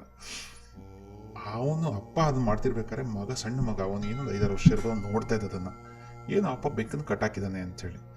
ನೆಕ್ಸ್ಟ್ ವರ್ಷನೂ ಹೀಗೆ ಆಗ್ತಾ ಇತ್ತು. ಅವಾಗಲೂ ಕೂಡ ಅಪ್ಪ ಬೆಕ್ಕನ್ನು ಕಟ್ಟಾಕ್ಬಿಟ್ಟು ತಿಥಿ ಮಾಡ್ದ ಅಲ್ವಾ. ಆಮೇಲೆ ಅವರಪ್ಪ ಸತ್ತೋದ, ಮಗ ಬಂದ, ಮಗ ಅವನ ಅಪ್ಪನಿಗೆ ತಿಥಿ ಮಾಡಬೇಕು. ಬಟ್ ಅವ್ನು ನೋಡಿದ್ದ ಅಪ್ಪ ಪಿಂಡ ಬಿಡೋದು ಹೇಗೆ ನೋಡಿದ, ಅದ್ರ ಜೊತೆಗೆ ಬೆಕ್ಕನ್ನು ಕಟ್ಟಾಕೋದು ಕೂಡ ನೋಡಿದ್ದ. ಅವನ್ಕೊಂಡ ಇದು ಕೂಡ ಒಂದು ಆಚರಣೆ ಅಂತ ಹೇಳ್ಬಿಟ್ಟು ಅವನು ಬೆಕ್ಕನ್ನು ಕಟ್ಟಾಕೊಂಡು ಅವ್ನು ಪಿಂಡ ಬಿಡೋಕ್ಕೆ ಶುರು ಮಾಡ್ದ. ನೆಕ್ಸ್ಟ್ ಅವ್ನ ಮಗ ನೋಡ್ದ, ಅವನು ಕೂಡ ಬೆಕ್ಕಿನ ಕಟ್ಟಾಕಿ ತಿಥಿ ಮಾಡ್ತಾ ಹೋದ. ಹೀಗೆ ಬರ್ತಾ ಬರ್ತಾ ಎಲ್ಲರೂ ಕೂಡ ಬೆಕ್ಕನ್ನು ಕಟ್ಬಿಟ್ಟು ತಿಥಿ ಮಾಡೋಕ್ಕೆ ಶುರು ಮಾಡಿದ್ರು. ಅಂದರೆ ಅರ್ಥ ಅವತ್ತಿನ ಕಾಲಘಟ್ಟದಲ್ಲಿ ಅದಕ್ಕೆ ಏನಿತ್ತು ಅಂತ ಯೋಚನೆ ಮಾಡೋಕ್ಕೆ ಹೋಗಲಿಲ್ಲ, ಸುಮ್ಮನೆ ಕುರುಡಾಗಿ ಫಾಲೋ ಮಾಡ್ತಾ ಹೋದ್ರು ಅಲ್ವಾ. ಇದು ಕೂಡ ಧರ್ಮಗಳ ಕಲ್ಪನೆಯಲ್ಲಿ, ದೇವರ ಕಲ್ಪನೆಗಳಲ್ಲಿ ಕೂಡ ಆಗಿತ್ತು. ಯಾಕಂದರೆ ಮುಂದೆ ನಾನು ಸಂವಿಧಾನಗಳು ಹೇಳ್ತಾರೆ, ಏನು ದೇವರ ಡೆಫಿನೇಷನ್ ಹೇಳುವಾಗ ಇವೆಲ್ಲವನ್ನು ಕೂಡ ನೆನಪಲ್ಲಿ ಇಟ್ಕೊಳ್ಳಿ ಅಲ್ವಾ. ಈಗ ಏನಾಯಿತು, ಇಸ್ಲಾಮಲ್ಲಿ ಹಾಗಾಯಿತು, ಇಲ್ಲಿ ಹಿಂದೂಯಿಸಮಲ್ಲಿ ಹೀಗಾಯಿತು, ಎಲ್ಲ ಆಯ್ತಲ್ವಾ. ಇದರ ಅರ್ಥ ಏನು, ದೇವರು ಅಂದರೆ ಏನು, ನೀವು ಈಗ ಯೋಚನೆ ಮಾಡಿರ್ಬೋದಲ್ವಾ. ಅಂದರೆ ಈಜಿಪ್ಟ್ ಟೈಮಲ್ಲಿ ದೇವರ ಕಲ್ಪನೆ ಸಂಪತ್ತಿನ ಅರೌಂಡ್ ಇತ್ತು. ಆಮೇಲೆ ಮೋಸಸ್ ಒಂದು ಹೇಳ್ದ ಕೆಲಸದ ಬಗ್ಗೆ, ಜೀಸಸ್ಸು ಶ್ರಮದ ಬಗ್ಗೆ, ತ್ಯಾಗದ ಬಗ್ಗೆ ಹೇಳಿದ, ಗ್ರೀಕರು ಶೌರ್ಯದ ಬಗ್ಗೆ ಹೇಳಿದರು. ಆಮೇಲೆ ಇಸ್ಲಾಂ ಒಂಥರ ಹೇಳಿದು, ಯುದ್ಧದ ವಾತಾವರಣದಲ್ಲಿ ಬೆಳೆದಿರ್ತಕ್ಕಂಥ ಒಂದು ಕಲ್ಪನೆಯನ್ನು ಹೇಳಿತು. ಜೈನ ಧರ್ಮ ಶಾಂತಿಯ ಪ್ರತೀಕವಾಗಿ ಹೇಳ್ತು, ಬೌದ್ಧ ಧರ್ಮ ಹಿಂಸೆ ಇದರ ಬಗ್ಗೆ ಹೇಳ್ತು. ಹೀಗೆ ಪ್ರತಿಯೊಂದು ಕಾಲಘಟ್ಟದಲ್ಲೂ ಕೂಡ ದೇವರ ಡೆಫಿನೇಷನ್ ಚೇಂಜ್ ಆಗ್ತಾ ಹೋಯಿತು. ಹಾಗೆಯೇ ಎಲ್ಲೇ ಆಯ್ತಿದು, ಪರ್ಷಿಯನ್ ದೇವರು ಹುಟ್ಟಿದ್ದು ಇರಾನ್ ಪ್ರದೇಶದಲ್ಲಿ, ಇಸ್ಲಾಂ ಹುಟ್ಟಿದ್ದು ಮಧ್ಯ ಏಷ್ಯಾದಲ್ಲಿ, ಹಾಗೆಯೇ ಕ್ರಿಶ್ಚಿಯಾನಿಟಿ ಕೂಡ ಮಧ್ಯ ಏಷ್ಯಾದ ಕಾಲಘಟ್ಟದಲ್ಲಿ, ಜುಡಾಯಿಸಮ್ ಕೂಡ ಅಲ್ಲಿಯೇ. ಆಮೇಲೆ ಗ್ರೀಸ್ ಕಡೆಯಲ್ಲಿ ಗ್ರೀಕ್ ಹುಟ್ಟಿತ್ತು. ಹಾಗೆಯೇ ಇಲ್ಲಿ ಇವತ್ತಿನ ಉತ್ತರ ಭಾರತದ ಭಾಗದಲ್ಲಿ ಏನು ಅಖಂಡ ಭಾರತ ಅಥವಾ ಏನಂತಾರೆ ಈ ಇಂಡಿಯನ್ ಸಬ್ ಕಾಂಟಿನೆಂಟ್ ಜಾಗದಲ್ಲಿ ಹುಟ್ಟಿರ್ತಕ್ಕಂಥ ಜೈನ ಆಗಿರಲಿ, ಬೌದ್ಧ ಆಗಿರಲಿ, ಅಥವಾ ಅದ್ವೈತ ಆಗಿರಲಿ, ಒಂದೊಂದು ಥರದ ಡೆಫಿನೇಷನ್ಗಳು ಅಲ್ವಾ. ಅಂದರೆ ಜಾಗ ಅಂತ ಒಂದು ಅಂಶ ಕೇಳಿದ್ರಿ ಅಲ್ವಾ. ಹಾಗೆಯೇ ಕೆಲವೊಂದು ಜ್ಞಾನಿಗಳು, ಅಂದರೆ ದೇವರು ಅಂತ ಹೇಳಿದ್ರೆ ಒಂದು ಸಮೂಹದ ಜ್ಞಾನ ಹಾಗೂ ಒಂದು ಪ್ರಾದೇಶಿಕ ಸಮೂಹದ ಜ್ಞಾನ. ಜಸ್ಟ್ ಸಮೂಹದ ಜ್ಞಾನ ಅಂದರೆ ಅದು ಎಲ್ಲಿದು ಅಂತ ಹೇಳೋಕ್ಕಾಗಲ್ಲಲ್ವ. ಒಂದು ಪ್ರದೇಶದ, ಒಂದು ಸ್ಥಳೀಯ ಸಮೂಹದ ಜ್ಞಾನವೇ, ಒಂದು ಸ್ಥಳೀಯ ಸಮೂಹದ ಜ್ಞಾನದ ಕೂಡಿಕೆ ಅಥವಾ ಒಂದು ಸ್ಥಳೀಯ ಸಮೂಹದ ಜ್ಞಾನದ ಒಂದು ಸಂಗ್ರಹವೇ ದೇವರು. A collective wisdom of a particular region. And ದೇವರು ಅನ್ನುವುದು ಒಂದು ಪ್ರಾದೇಶಿಕ ಕಲ್ಪನೆ. ದೇವರು ಯೂನಿವರ್ಸಲ್ ಅಲ್ಲ, ದೇವರು ಪ್ರಾದೇಶಿಕ, ದೇವರು ಎಂಡೆಮಿಕ್. ಯಾಕಂತ ಹೇಳಿದ್ರೆ ಪರ್ಷಿಯಾ ದೇವರು ಆ ಜಾಗಕ್ಕೆ. ಇದನ್ನ ಇನ್ನೂ ಅರ್ಥಪೂರ್ಣವಾಗಿ ಹೇಳಬೇಕಂದ್ರೆ ನೀವು ಇಸ್ಲಾಂ ತಗೊಳ್ಳಿ, ಜುಡಾಯಿಸಮ್ ತಗೊಳ್ಳಿ, ಗ್ರೀಕ್ ತಗೊಳ್ಳಿ, ಅಥವಾ ನಮ್ಮ ಇವರನ್ನು ತಗೊಳ್ಳಿ. ಈಗ ಇಸ್ಲಾಂ ಹುಟ್ಟಿದ್ದು ಮಧ್ಯ ಏಷ್ಯಾದಲ್ಲಲ್ವ, ಅಲ್ಲಿ ಬಿಸಿಲು ಜಾಸ್ತಿ ಇತ್ತು. ಹಾಗಾಗಿ ಅಲ್ಲಿನ ದೇವರ ಅಥವಾ ಧರ್ಮದ ಏನು ರೂಪುರೇಷೆಗಳಲ್ಲಿ ಬರ್ತಕ್ಕಂಥ ಒಂದು ವಸ್ತ್ರ ಸಂಹಿತೆಯಲ್ಲಿ ನಿಮಗೆ ಬುರ್ಕ ಕಾಣಿಸ್ತದೆ ಅಥವಾ ನಿಲುವಂಗಿಗಳು ಕಾಣಿಸ್ತವೆ. ಯಾಕಂತ ಹೇಳಿದ್ರೆ ಅಲ್ಲಿ ಬಿಸಿಲು ಜಾಸ್ತಿ ಇತ್ತು, ಅಲ್ಲಿನ ಮರುಭೂಮಿಯ ವಾತಾವರಣದಲ್ಲಿ ಅದು ಬೇಕಿತ್ತು. ಹಾಗೆಯೇ ನೀವು ದಕ್ಷಿಣ ಭಾರತಕ್ಕೆ ಬಂದರೆ ಇಲ್ಲಿ ಶುದ್ಧತೆ ಅಂದರೆ ಏನು ಹೇಳಿ ಅಂಗಿ ತೆಗೆದು ಊಟ ಮಾಡೋದು. ಪರ್ಟಿಕ್ಯುಲರ್ಲಿ ಈಗ ಗಂಡಸರಿಗೆ ನಾವೇನು ಹೇಳ್ತೀವಿ, ಊಟ ಮಾಡಬೇಕಾದ್ರೆ ನಮ್ಮಲ್ಲಿ ನಾವು ಶರ್ಟನ್ನು ತೆಗಿಬೇಕು ಊಟ ಮಾಡಬೇಕಾದಾಗ, ಆಯಿತಾ. ಅದೇ ಉತ್ತರ ಭಾರತದಲ್ಲಿ ನೀವು ಶರ್ಟನ್ನು ತೆಗೆದ್ರೆ ಚಳಿಲಿ ನಿಮಗೆ ಹೊಗೆ ಆಗಿಬಿಡ್ತೀರ, ಅಲ್ಲಿ ಆಗೋದಿಲ್ಲ ಅಲ್ವಾ. ಹಾಗಾಗಿ ಆಚರಣೆಗಳಲ್ಲಿ ಕೂಡ ಏನು ನಾವು ಶುದ್ಧತೆ ಅಂತ ಹೇಳ್ತೀವಿ ಅದು ಕೂಡ ಬದಲಾಗ್ತಾ ಹೋಗ್ತದೆ. ಹಾಗೆಯೇ ಉದಾಹರಣೆಗೆ ನೀವು ಇಸ್ಲಾಮಲ್ಲಾಗಲಿ ಅಥವಾ ಯಾವುದೇ ಧರ್ಮಗಳ ಪರಿಚಯದಲ್ಲಿ ಅಥವಾ ವ್ಯಾಖ್ಯಾನದಲ್ಲಿ ನಿಮಗೆ ಪೆಂಗ್ವಿನ್ ಕಾಣಿಸೋದಿಲ್ಲ, ಹಿಮಕರಡಿ ಅಥವಾ ಪೋಲಾರ್ ಬೇರ್ ಕಾಣಿಸೋದಿಲ್ಲ, ಅಥವಾ ಕಾಂಗರು ಕೂಡ ಕಾಣಿಸೋದಿಲ್ಲ. ಅಂದರೆ ಈ ಧರ್ಮಗಳು ಅಥವಾ ಈ ದೇವರ ಕಲ್ಪನೆಗಳು ಹುಟ್ಟಿದ ಜಾಗದಲ್ಲಿ ಈ ಪ್ರಾಣಿಗಳು ಇರಲಿಲ್ಲ.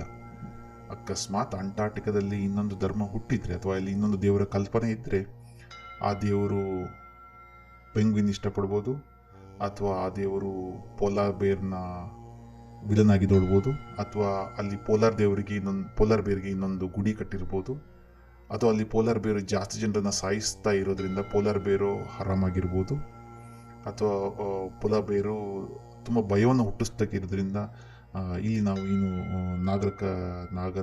ನಾಗದೇವತೆ ಅಂತ ಮಾಡ್ತೀವಲ್ಲ, ಹಾವು ಜಾಸ್ತಿ ಕಚ್ತಾ ಇತ್ತು ಜನರಿಗೆ, ಹಾಗಾಗಿ ಭಯದಿಂದ ಹುಟ್ಟಿದ್ದೇ ನಾಗ ಆರಾಧನೆ. ಅದೇ ಥರ ಅಲ್ಲಿ ಪೋಲಾರ್ ಬೇರ್ ಆರಾಧನೆ ಆಗಿರ್ಬೋದು ಅಲ್ವಾ, ಆಗ್ತಾ ಇದ್ದಿರ್ಬೋದು. ಹಾಗೆ ಯಾಕಂತ ಹೇಳಿದ್ರೆ ಆ ಜಾಗದ ಪ್ರಕೃತಿಗೆ ಸರಿಯಾಗಿ ಅಲ್ಲಿನ ದೇವರ ಬದಲಾವಣೆ ಆಗ್ತದೆ, ದೇವರ ಮಾರ್ಪಾಡು ಆಗ್ತದೆ ಅಲ್ವಾ. ಅಂದರೆ ದೇವರು ಕೂಡ ಮಾರ್ಪಾಡು ಆಗುತ್ತೆ, ದೇವರ ಕಲ್ಪನೆ ಅನ್ನೋದಕ್ಕೆ ಇದೊಂದು ಸಾಕ್ಷಿ. ಆಸ್ಟ್ರೇಲಿಯಾದಲ್ಲಿ ಎಲ್ಲಾದರೂ ಒಂದು ಹೊಸ ಧರ್ಮ ಹುಟ್ಟಿದ್ರೆ ಅಲ್ಲಿ ಕಾಂಗರು ಇರ್ತಾ ಇತ್ತು, ಕಾವಲ ಇರ್ತಾ ಇತ್ತು, ಇನ್ನು ಏನೇನೋ ಪ್ರಾಣಿಗಳಿರ್ತಾ ಇದ್ವು ಅಲ್ವಾ.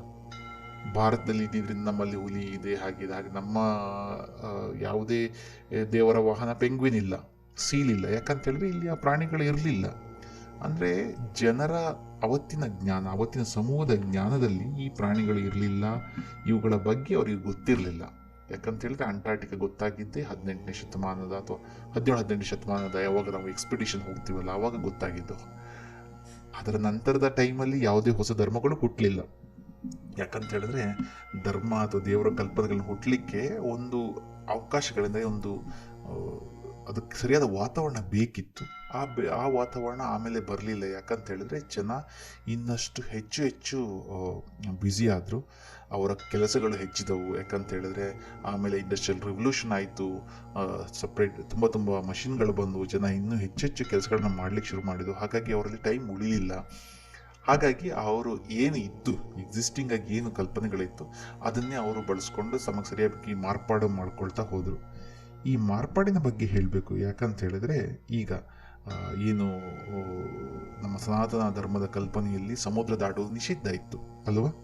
ಆದರೆ ಏನು ಇಂಡಸ್ಟ್ರಿಯಲ್ ರೆವಲ್ಯೂಷನ್ ನಂತರದಲ್ಲಿ ನಮಗೆ ಏನು ಏರೋಪ್ಲೇನ್ಗಳು ಬಂದವು ಅಥವಾ ಬೇರೆ ಬೇರೆ ಖಂಡಗಳನ್ನು ಪ್ರಯಾಣ ಮಾಡುವ ಕ್ಷಮತೆ ಬಂತು, ಆಗ ನಾವು ಅದನ್ನು ಬದಲಾವಣೆ ಮಾಡಿಕೊಂಡು ಇವತ್ತು ಸಮುದ್ರ ದಾಟಿದರೆ ನಿಮ್ಮ ಜಾತಿ ಹೋಗುವುದಿಲ್ಲ. ಇವತ್ತು ಸಮುದ್ರ ದಾಟಿದರೆ ಯಾರೂ ಕೂಡ ಜನಿವಾರ ಕಿತ್ತು ಬಿಸಾಕೋದಿಲ್ಲ. ಸಮುದ್ರ ದಾಟಿದರೆ ನಿಮ್ಮ ವರ್ಣ ಹೋಗೋದಿಲ್ಲ. ಸಮುದ್ರ ದಾಟಿ ಇವತ್ತು ಮಠಾಧಿಪತಿಗಳು ಕೂಡ ಫಾರಿನ್ ಟೂರ್ ಮಾಡ್ತಾರೆ ಅಲ್ವಾ.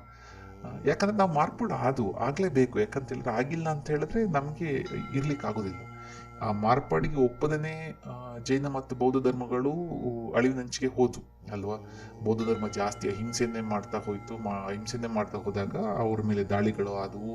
ಅಲ್ಲಿನ ಏನು ರಾಜರು ಕೂಡ ಅಹಿಂಸೆಗೆ ಹೆಚ್ಚೆಚ್ಚು ಒತ್ತು ಕೊಟ್ಟಾಗ ದಾಳಿಗಳಲ್ಲಿ ಅವರ ಇನ್ಫ್ಲುಯೆನ್ಸ್ ಕಮ್ಮಿ ಆಗ್ತಾ ಹೋಯಿತು. ಹಾಗಾಗಿ ಧರ್ಮ ಕೂಡ ಅವನತಿಗೆ ಹೋಗ್ತಾ ಬಂತು ಅಲ್ವಾ.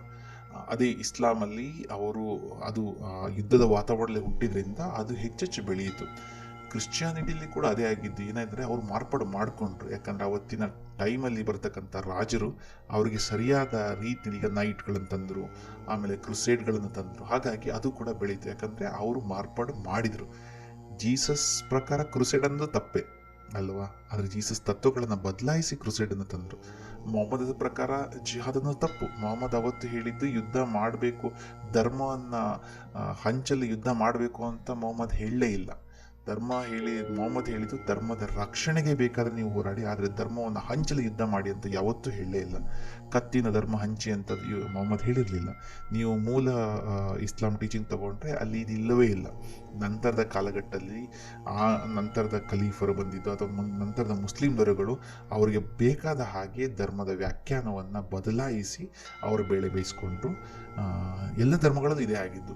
ಈಗ ಭಾರತದ ವಿಷಯಕ್ಕೂ ಬಂದರೂ ಕೂಡ ನಮ್ಮಲ್ಲಿ ಯಾವತ್ತೂ ಕೂಡ ಹಿಂಸೆಯನ್ನು ವೈಭವೀಕರಣ ಮಾಡೋದು ಅವೆಲ್ಲ ಇಲ್ಲ ಅಲ್ವಾ.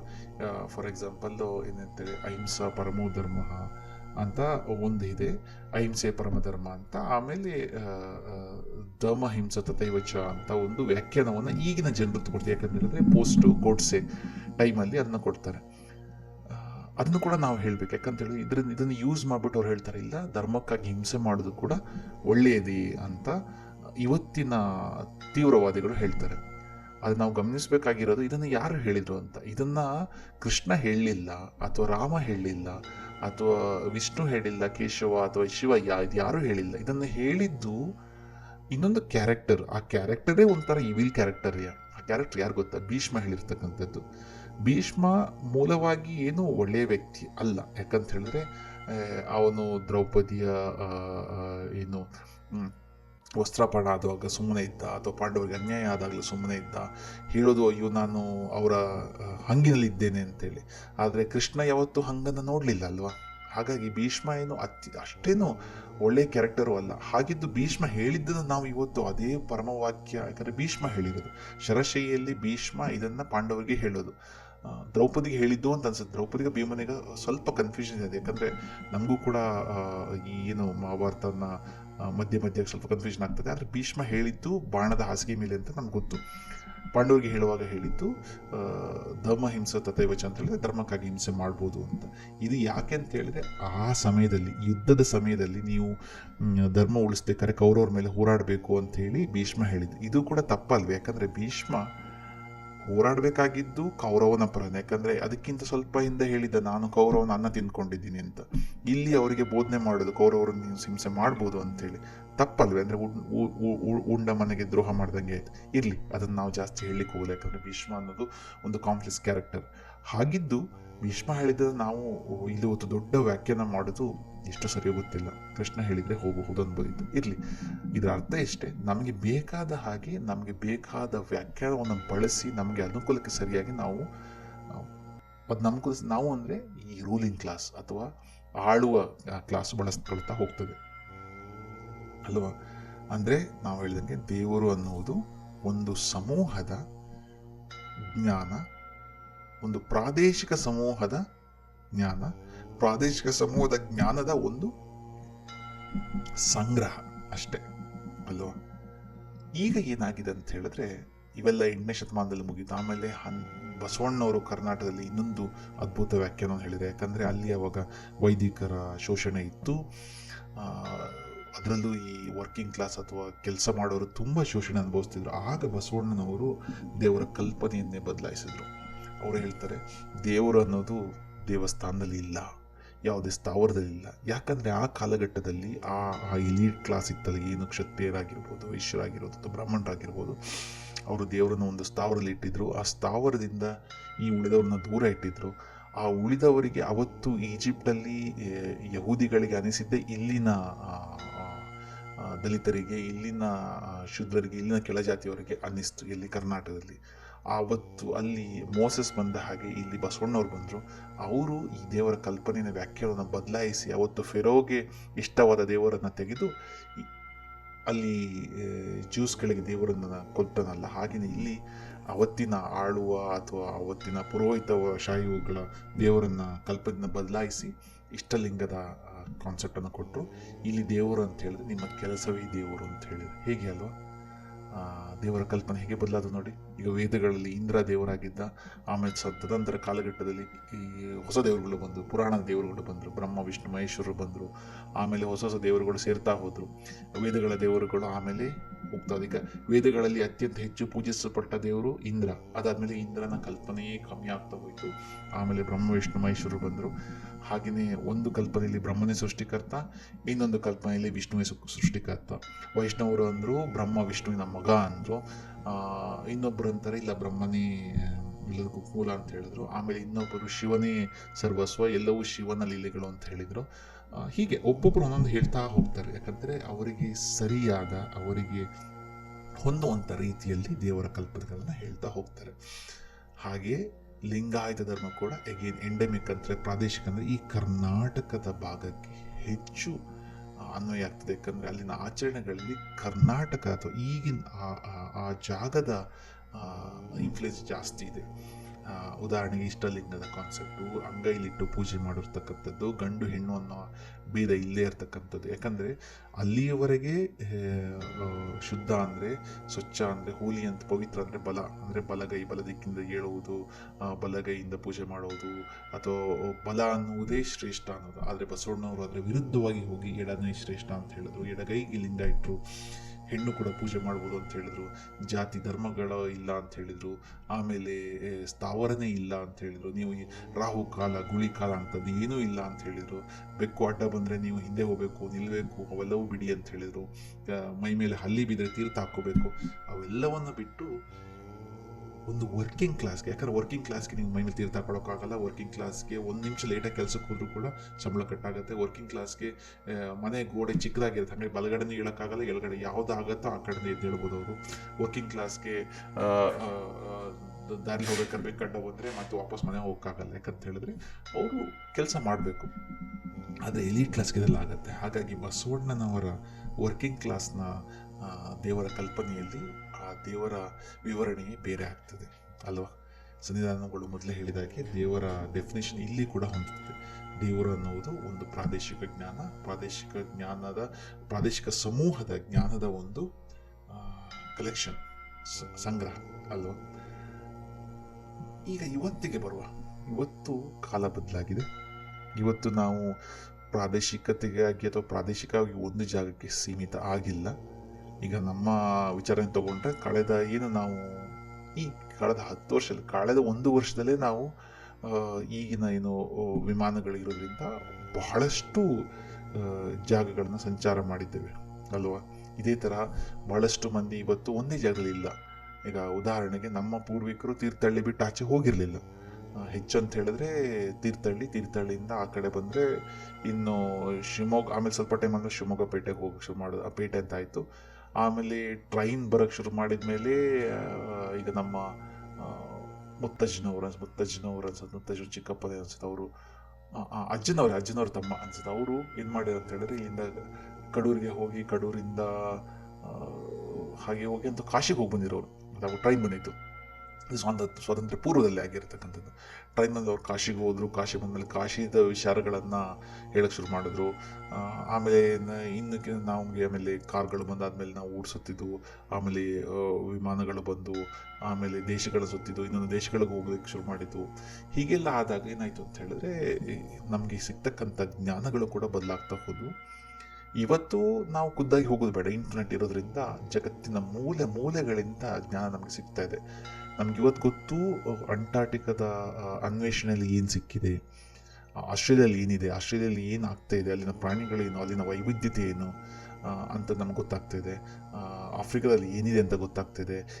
ಅಲ್ಲಿನ ಟ್ರಾವೆಲರ್ಗಳು ನಮಗೆ ಹೇಳ್ತಾ ಇದ್ದಾರೆ. ಅಲ್ಲಿನ ಜ್ಞಾನ ನಮಗೆ, ಅಲ್ಲಿನ ಪುಸ್ತಕಗಳು ನಮ್ಗೆ ಇವತ್ತು ಸಿಗ್ತಾ ಇವೆ. ಹಾಗಾಗಿ ಇವತ್ತಿನ ಕಾಲಘಟ್ಟದಲ್ಲಿ ಇವು ಯಾವ ದೇವರ ಕಲ್ಪನೆಯೂ ಕೂಡ ಸರಿ ಆಗಲ್ಲ ಅಂತ ನಮ್ಮ ಅನುಭವ, ನಮ್ಮ ಅಭಿಪ್ರಾಯ. ಇವತ್ತು ಹೊಸ ದೇವರು ಬೇಕಾಗ್ಬೋದು, ಅಥವಾ ದೇವರೇ ಬೇಡ ಅನಿಸ್ಬೋದು. ಈಗ ನಮ್ಮ ವೈಯಕ್ತಿಕವಾಗಿ ಹೇಳಿದ್ರೆ ನಮಗೆ ಇದೆಲ್ಲ ನೋಡಿ ಆಗಿದ್ಮೇಲೆ ಈ ಯಾವ ದೇವರ ಕಲ್ಪನೆಗಳು ಕೂಡ ನಮಗೆ ಒಂದು ತುಂಬ ಗೌಣ ಅನಿಸ್ತದೆ. ಯಾಕಂತ ಹೇಳಿದ್ರೆ ಈ ಇಸ್ಲಾಮ್ದು ಮಿಡ್ಲ್ ಈಸ್ಟ್ ಡೇ ಇನ್ಫ್ಲುಯೆನ್ಸ್ ಇದೆ, ಅದು ಅಂಟಾರ್ಟಿಕಕ್ಕಂತೂ ವರ್ಕ್ ಆಗೋದಿಲ್ಲ ಅಲ್ವಾ. ನಾವು ಇಲ್ಲಿ ಹಿಂದೂ ಧರ್ಮದಲ್ಲಿ ಹೇಳ್ತಕ್ಕಂಥ ಸರಸ್ವತಿ ನವಿಲ್ ಮೇಲೆ ಕೂತ್ಕೊಂಡಿದ್ರೆ ಅಂಟಾರ್ಟಿಕಲ್ ನವಿಲಿಲ್ಲ ಅಲ್ವಾ. ಅಲ್ಲಿ ಸರಸ್ವತಿ ಇದ್ರೆ ಯಾವ್ದ್ರ ಮೇಲೆ ಕೂತ್ಕೋತಾಳೆ, ಅಲ್ಲಿನವ್ರ ಜನರಿಗೆ ಹೇಳಿದ್ರೆ ಅರ್ಥನೇ ಆಗೋದಿಲ್ಲ ಅಲ್ವಾ. ಅಲ್ಲಿ ನಾವು ಆಮೇಲೆ ಅದನ್ನೆಲ್ಲ ತೋರಿಸಿ ಅದನ್ನೆಲ್ಲ ಮಾಡಿ ಆದಮೇಲೆ ಕೊಡಬೇಕು. ಅಥವಾ ಅಲ್ಲಿ ನಾವು ಇಸ್ಲಾಮಲ್ಲಿ ನಾವು ಮೇಕೆಯನ್ನು ಬಲಿ ಕೊಡ್ತಾ ಅಂತ ಹೇಳಿದ್ರೆ ಆರ್ಟಿಕ್ ಸರ್ಕಲಲ್ಲಿ ಮೇಕೆನೇ ಇಲ್ಲ ಅಲ್ವಾ, ಅವ್ರು ಸೀಲ್ ಬಲಿ ಕೊಡ್ಲಿಕ್ಕಾಗತ್ತಾ? ಅಥವಾ ಸೀಲನ್ನು ಹೇಗೆ ಹಲಾಲ್ ಮಾಡಿ ಕಟ್ ಮಾಡಬೇಕು? ಯಾಕಂದರೆ ಅದು ಈಗ ಸಮುದ್ರದಲ್ಲಿ ಇದ್ದರೆ ಅದಕ್ಕೆ ಹಲಾಲ್ ಮಾಡೋದು ಬೇಡ, ಯಾಕಂದರೆ ಇಡೀ ಪೂರ್ತಿ ಸಮುದ್ರದಲ್ಲಿ ಎಲ್ಲ ಜೀವಿಗಳು ಹಲಾಲ್ ಅಂತ ಹೇಳ್ತಾರೆ, ಹೌದಾ. ಆದರೆ ಸೀಲು ನೆಲದಲ್ಲಿ ಇರ್ತದೆ, ನೆಲ ಅಂದರೆ ಮಣ್ಣಿನ ನೆಲ ಅಲ್ಲ, ಅಲ್ಲಿರೋಂಥದ್ದು ಐಸು. ಹಾಗಾದರೆ ಸೀಲ್ ಹಲಾಲ್ ಆಗುತ್ತೋ ಹರಾಮ್ ಆಗ್ತದ ಹೇಗೆ ಅಲ್ವಾ? ಸೀಲನ್ನು ಹೇಗೆ ಸಾಯಿಸಬೇಕು ಮಾಂಸ ಮಾಡೋದಂತಾದರೆ? ಇವೆಲ್ಲ ತುಂಬ ಕಾಂಪ್ಲೆಕ್ಸ್ ಅಥವಾ ಹಾಸ್ಯಾಸ್ಪದ ಅಂತ ಅನ್ನಿಸ್ತದೆ. ಹಾಗಾಗಿ ಇವತ್ತಿನ ಕಾಲಘಟ್ಟದಲ್ಲಿ ಇವು ಯಾವ ದೇವರ ಡೆಫಿನೇಷನ್ಗಳು ಕೂಡ ಅರಿತವರಿಗೆ, ಅಂದರೆ ಸ್ವಲ್ಪ ಜ್ಞಾನವನ್ನು ಪಡೆದವರಿಗೆ ಹಾಸ್ಯಾಸ್ಪದ ಅಂತ ಅನ್ನಿಸ್ತದೆ. ಹಾಗಾಗಿ ಮೇ ಬಿ ನಮಗೆ ಹೊಸ ದೇವರ ಕಲ್ಪನೆ ಬೇಕಾಗ್ಬೋದಾ, ಅಥವಾ ನಮಗೆ ದೇವರ ಕಲ್ಪನೆಯೇ ಬೇಡವಾ? ಯಾಕಂದರೆ ಇವತ್ತಿನ ಕಾಲಘಟ್ಟದಲ್ಲಿ ಪ್ರಶ್ನೆಗೆ ಉತ್ತರ ಹುಡುಕಲು ತುಂಬ ಏನು ದಾರಿಗಳಿವೆ. ಈಗ ನಾವು ಹೇಳಿದ ಹಾಗೆ ಹಿಂದೊಮ್ಮೆ ಹೇಳಿದ್ದು, ದೇವರ ಕಲ್ಪನೆ ಹುಟ್ಟುವುದೇ ಯಾವತ್ತು ಮನುಷ್ಯನಿಗೆ ಪ್ರಯತ್ನ ಮಾಡಲು ಕಷ್ಟ ಆಗ್ತದೆ ಅಂಥೇಳಿ. ಉದಾಹರಣೆಗೆ ಹಿಂದೆ ನಾವು ಹೋಗೋಣ, ಯಾವುದು ನಾವೊಂದು ಕಡೆ ಪ್ರಶ್ನೆ ಇದೆ, ಏನು ಹೀಗೆ ಕುತ್ಕೊಂಡು ಮಾತಾಡ್ತಿದ್ದಾರೆ ಒಂದಷ್ಟು ಜನ, ನಾವು ಹೇಗೆ ಬಂದು ಅಂಥೇಳಿ ಹೇಳ್ತಾನೆ, ನಾವು ಅಪ್ಪ ಅಮ್ಮನಿಂದ ಬಂದು ಅಂಥೇಳಿ. ಆಗ ಇನ್ನೊಂದು ಪ್ರಶ್ನೆ ಬರುತ್ತೆ, ಅಪ್ಪ ಅಮ್ಮ ಹೇಗೆ ಬಂದು? ಅವ್ರ ಅಪ್ಪ ಅಮ್ಮನಿಂದ ಅಂತ. ಈ ಪ್ರಶ್ನೆ ಬರ್ತಾ ಬರ್ತಾ ಆಮೇಲೆ ಮನುಷ್ಯ ಹೇಗೆ ಬಂದ ಅಂಥೇಳಿ. ಅದಕ್ಕೆ ಉತ್ತರ ಆವಾಗಿನ ಕಾಲಘಟ್ಟದಲ್ಲಿ ಇರಲಿಲ್ಲ. ಅವಾಗಿನ ಹೇಳ್ತಾರೆ, ಓ ಮನುಷ್ಯ ಹೇಗೆ ಬಂದಿರ್ಬೋದು ಗೊತ್ತಿಲ್ಲ ಅಂತ ಒಬ್ಬ ಹೇಳಿದ. ಅದನ್ನ ಈ ಗೊತ್ತಿಲ್ಲ ಅನ್ನೋದನ್ನ ಒಳಗಿಟ್ಕೊಳಕ್ಕಾಗದ ಬಿಸಿ ಕೆಂಡ ಅಂತ ಹೇಳ್ತಾರೆ, ಅದನ್ನ ಹೊಟ್ಟೊಳಗೆ ಇಟ್ಕೊಳಕ್ ಆಗ್ತಾ ಇಲ್ಲ, ಅದನ್ನ ತಡ್ಕೊಳಕ್ ಆಗ್ತಾ ಇಲ್ಲ. ಆಗ ಹೇಳ್ತಾನೆ, ಇಲ್ಲ ಯಾರೋ ಮಾಡಿದ್ದಾರೆ ಅಂತ. ಯಾರು ಹಾಗಾದ್ರೆ ಅಂತ. ಆಮೇಲೆ ಈ ಭೂಮಿ ಹೇಗೆ ಬಂತು, ಭೂಮಿ ಏನಿದು, ಇಷ್ಟು ಬಂತು, ಈ ಭೂಮಿ ಹೇಗಿದೆ, ಭೂಮಿ ಹೇಗೆ ಬಂತು ಅಂದರೆ ಯಾರೋ ಮಾಡಿದ ಅಂತೇಳಿ. ಈ ಪ್ರಶ್ನೆ ತಡ್ಕೊಳಕ್ಕಾಗ್ದೇ ಉತ್ತರ ಹುಡುಕ್ಲಿಕ್ಕೆ ಟ್ರೈ ಮಾಡಿದ್ರು ಒಂದಷ್ಟು ಜನ್ರೇಷನಲ್ಲಿ. ಯಾವಾಗ ಉತ್ತರ ಸಿಗಲಿಲ್ಲ ಅಂದಾಗ, ಉತ್ತರ ಸಿಗಲಿಲ್ಲ ಅಂತ ಒಪ್ಕೊಳ್ಳೋಕ್ಕೆ ಮನುಷ್ಯ ಯಾವತ್ತೂ ಸಿದ್ಧ ಇಲ್ಲ, ಸೋಲೊಪ್ಕೊಳ್ಳಲ್ವಾ. ಆವಾಗ ಅದಕ್ಕೊಂದು ಉತ್ತರ ಕೊಟ್ಟ, ಇಲ್ಲ ದೇವರು ಮಾಡಿದ್ದು. ಆಗ ಬಂದಿದ್ದೆ ಸೃಷ್ಟಿಯ ಕಲ್ಪನೆ. ಈ ಮರಗಿಡಗಳನ್ನು ಮಾಡಿದ್ಯಾರು? ದೇವರು. ಈ ಸೂರ್ಯ ಹೇಗೆ ಬಂದ? ಅದು ದೇವರು ಸೃಷ್ಟಿ ಮಾಡಿದ್ದು. ಬೆಳಕು ಹೇಗೆ ಬಂತು? ದೇವರು ಸೃಷ್ಟಿ ಮಾಡಿದ್ದು ಅಂತೇಳಿ. ಇದು ಒಂದು ಸ್ಥಳೀಯ ಕಲ್ಪನೆ, ಯಾಕಂದರೆ ಆ ಮಧ್ಯ ಏಷ್ಯಾದ ಭಾಗದಲ್ಲಿ ಇದು ಇತ್ತು. ಅದೇ ಇಲ್ಲಿ ಜೈನ ಧರ್ಮದಲ್ಲಿ ಆಗಲಿ ಬೌದ್ಧ ಧರ್ಮದಲ್ಲಿ ಆಗಲಿ ಈ ಪ್ರಶ್ನೆಗೆ ಸ್ವಲ್ಪ ವಿಭಿನ್ನ ರೀತಿಯ ಉತ್ತರ ಹುಡುಕೋಕೆ ಹೋಯಿತು. ಬೌದ್ಧ ಧರ್ಮ ಏನು ಹೇಳ್ತದೆ ಅಂತ ಹೇಳಿ, ಅಥವಾ ಜೈನ ಧರ್ಮ ಏನು ಹೇಳ್ತದೆ ಅಂತ ಹೇಳಿದ್ರೆ, ಭೂಮಿನ ನಮಗೆ ಗೊತ್ತಿಲ್ಲ. ನಮಗೆ ಅಂತ ಹೇಳಿದ್ರೆ ಆವಾಗಿನ ಸಮಯದಲ್ಲಿ ಅಂದರೆ ಎಷ್ಟು 2000 BC ಇರಲಿ, ಅವ್ರು ಹೇಳ್ತಾರೆ ನಮಗೆ ಗೊತ್ತಿಲ್ಲ ಭೂಮಿ ಹೇಗೆ ಬಂತು ಅಂತ. ನೀವು ಹುಡುಕಿ, ನೀವು ಅಂದರೆ ಮುಂದಿನವರು, ಅಂದರೆ ಮುಂದಿನ ಜನಾಂಗ, ನೀವು ಹತ್ರ ಉತ್ತರ ಹುಡುಕಿ. ಯಾಕಂದರೆ ನಾವು ಬಂದಾಗ ಭೂಮಿ ಇತ್ತು. ಅವ್ರು ಹೇಳಿ ಕರೆಕ್ಟ್ ಇದೆ ಅಲ್ವಾ? ಅವ್ರು ಬಂದಾಗ ಭೂಮಿ ಇತ್ತು, ನಾವು ಬಂದಾಗ ಸೂರ್ಯ ಇದ್ದ, ನಾವು ಬಂದಾಗ ಚಂದ್ರ ಇತ್ತು, ನಾವು ಬಂದಾಗ ಗಾಳಿ ಇತ್ತು, ನೀರು ಇತ್ತು, ಎಲ್ಲವೂ ಇತ್ತು. ನಮಗೆ ಗೊತ್ತಿಲ್ಲ ಅವು ಹೇಗೆ ಬಂದು ಅಂತ, ನೀವು ಹುಡುಕಿ ಅಂತ. ಇವತ್ತು ನಮಗೆ ತುಂಬದಕ್ಕೆ ಉತ್ತರ ಸಿಕ್ಕಿದೆ. ಇವತ್ತು ನಾವು ಮನುಷ್ಯ ಹೇಗೆ ಬಂದ ಅಂತ ಹೇಳ್ತೇವೆ. ನಾವು ಇವತ್ತು ಡಾರ್ವಿನ್ನ ವಿಕಾಸವಾದದಲ್ಲಿ ನಮಗೆ ತುಂಬ ವಿಜ್ಞಾನ ಏನು ಹೇಳ್ತಾ ಅಂತ ಹೇಳಿದ್ರೆ, ಆಧಾರ ಇಲ್ಲದೆ ಏನು ಒಪ್ಪೋದಿಲ್ಲ. ಈಗ ಡಾರ್ವಿನ್ ಹೇಳಿದಂದ್ರೆ ಅದಕ್ಕೆ ಅವನು ತುಂಬನೇ ಆಧಾರಗಳನ್ನು ಕೊಡ್ತಾನೆ. ಹಾಗೆ ನಮಗೆ ಸಿಕ್ಕಿರ್ತಕ್ಕಂಥ ಪಳೆಯುಳಿಕೆಯ ಅಧ್ಯಯನದಲ್ಲಿ ಕೂಡ ಅದು ಸಿಗ್ತದೆ. ಮನುಷ್ಯ ಆಗಿರಲಿ ಅಥವಾ ಇವತ್ತಿನ ಮಂಗಗಳಾಗಿರಲಿ, ಚಿಂಪಾಂಜಿಗಳಾಗಿರಲಿ, ಇವೆಲ್ಲವೂ ಒಂದು ಕಾಮನ್ ಆನ್ಸಿಸ್ಟರ್, ಅಂದರೆ ಇವತ್ತು ಆ ಜೀವಿ ಇಲ್ಲ, ಒಂದು ಕಾಮನ್ ಆನ್ಸಿಸ್ಟರ್ ಇಂದ ಎವಾಲ್ವ್ ಆಗಿ ಬಂದರು. ಸಸ್ಯಗಳಲ್ಲಿ ಕೂಡ ಎವಲ್ಯೂಷನ್ ಕಾಣಿಸ್ತು, ಪ್ರಾಣಿ ಪಕ್ಷಿಗಳು ಎಲ್ಲರಲ್ಲೂ ಕೂಡ ಕಾಣಿಸ್ತು ಅಲ್ವಾ. ಹಾಗಾಗಿ ಅಂದರೆ ಈ ಸಮಯದಲ್ಲಿ ಎಲ್ಲಾದರೂ ಇಸ್ಲಾಂ ಹುಟ್ಟಿದ್ರೆ, ಈ ಸಮಯದಲ್ಲಿ ಎಲ್ಲಾದರೂ ಕ್ರಿಶ್ಚಿಯಾನಿಟಿ ಹುಟ್ಟಿದ್ರೆ, ಈ ಸಮಯದಲ್ಲಿ ಎಲ್ಲಾದರೂ ಈಜಿಪ್ಷಿಯನ್ ಕಾನ್ಸೆಪ್ಟ್ ಹುಟ್ಟಿದ್ರೆ, ಅಂದರೆ ಈ ಕಾಲಘಟ್ಟ ಆದಮೇಲೆ ಬಂದಿದ್ರೆ ಖಂಡಿತ ಬೇರೆ ಇರ್ತಾ ಇತ್ತು. ಖಂಡಿತ ಈ ಡೆಫಿನೇಷನ್ಗಳಲ್ಲಿ, ಇಲ್ಲಿನ ಸೃಷ್ಟಿಯ ಡೆಫಿನೇಷನ್ಗಳಲ್ಲಿ ಎಲ್ಲವೂ ಬೇರೆನೇ ಇರ್ತಾ ಇತ್ತು ಅಲ್ವಾ. ಹಾಗಾಗಿ ಯಾವತ್ತು ಉತ್ತರ ಗೊತ್ತಿಲ್ಲ ಅಂತ ನಾವು ಹುಡುಕೋದು ನಿಲ್ಲಿಸ್ತೀವೋ ಆವತ್ತು ಅಲ್ಲಿ ದೇವರು ಕಾಣಿಸ್ತಾನಂತೆ ಅಲ್ವಾ. ನಾವು ಯಾವತ್ತು ಪ್ರಶ್ನೆಗೆ ಉತ್ತರ ಹುಡುಕುವ ಯತ್ನವನ್ನು ಕಮ್ಮಿ ಮಾಡ್ತೇವೆ ಅಥವಾ ಯಾವತ್ತು ನಾವು ಹತಾಶೆಯಿಂದ ಕೈ ಚೆಲ್ತೇವೆ ಅವತ್ತು ನಮಗೆ ದೇವರು ಕಾಣಿಸ್ತಾನೆ, ಅವತ್ತೇ ನಮಗೆ ದೇವರು ಸಿಗೋದು. ಈಗ ಕತ್ತಲೆಯ ರೂಮ್ನಲ್ಲಿ ನಾವು ಇದ್ದಾಗ ಕಾಲಿಗೆ ಏನೋ ತಾಕ್ತು, ಅದು ಹಗ್ಗ ಅಂತ ನಾವು ನಂಬ್ಕೊಂಡಿರ್ತೇವೆ, ಇನ್ನು ಕೆಲವರು ಹಾವು ಅಂತ ಭಯಪಟ್ಕೋತಾರೆ. ಲೈಟ್ ಹಾಕುವ ಯತ್ನ ಮಾಡದೇ ಇದ್ದಲ್ಲಿ ಅಥವಾ ಲೈಟ್ ಹಾಕಕ್ಕೆ ಹೋಗ್ದೇನೆ, ಸ್ವಿಚ್ ಹುಡ್ಕಕ್ಕೆ ಹೋಗ್ದೇನೆ ಅಥವಾ ಟಾರ್ಚನ್ನು ಹುಡ್ಕಕ್ಕೆ ಹೋಗ್ದೇನೆ ಅಯ್ಯೋ ಕಾಲಿಗೆ ತಾಗಿದ್ದು ಹಗ್ಗ ಅಂತೇಳಿ ನೆಮ್ಮದಿ ಪಟ್ಕೊಳ್ಳೋದು ಒಂದು ವರ್ಗ, ಆದರೆ ಹಾವು ಅಂತ ಭಯ ಪಟ್ಕೊಳ್ಳೋ ಇನ್ನೊಂದು ವರ್ಗ. ಅಷ್ಟೇ ಆಗೋದು.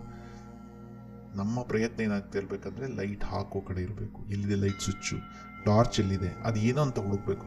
ಲೈಟ್ ಹಾಕಿದಾಗ ಹಾವಾಗಿರೋ ಓಡೋಗಿರ್ಬೋದು, ಅದನ್ನು ಹುಡುಕುವ ಪ್ರಯತ್ನ ಮಾಡಬೇಕು.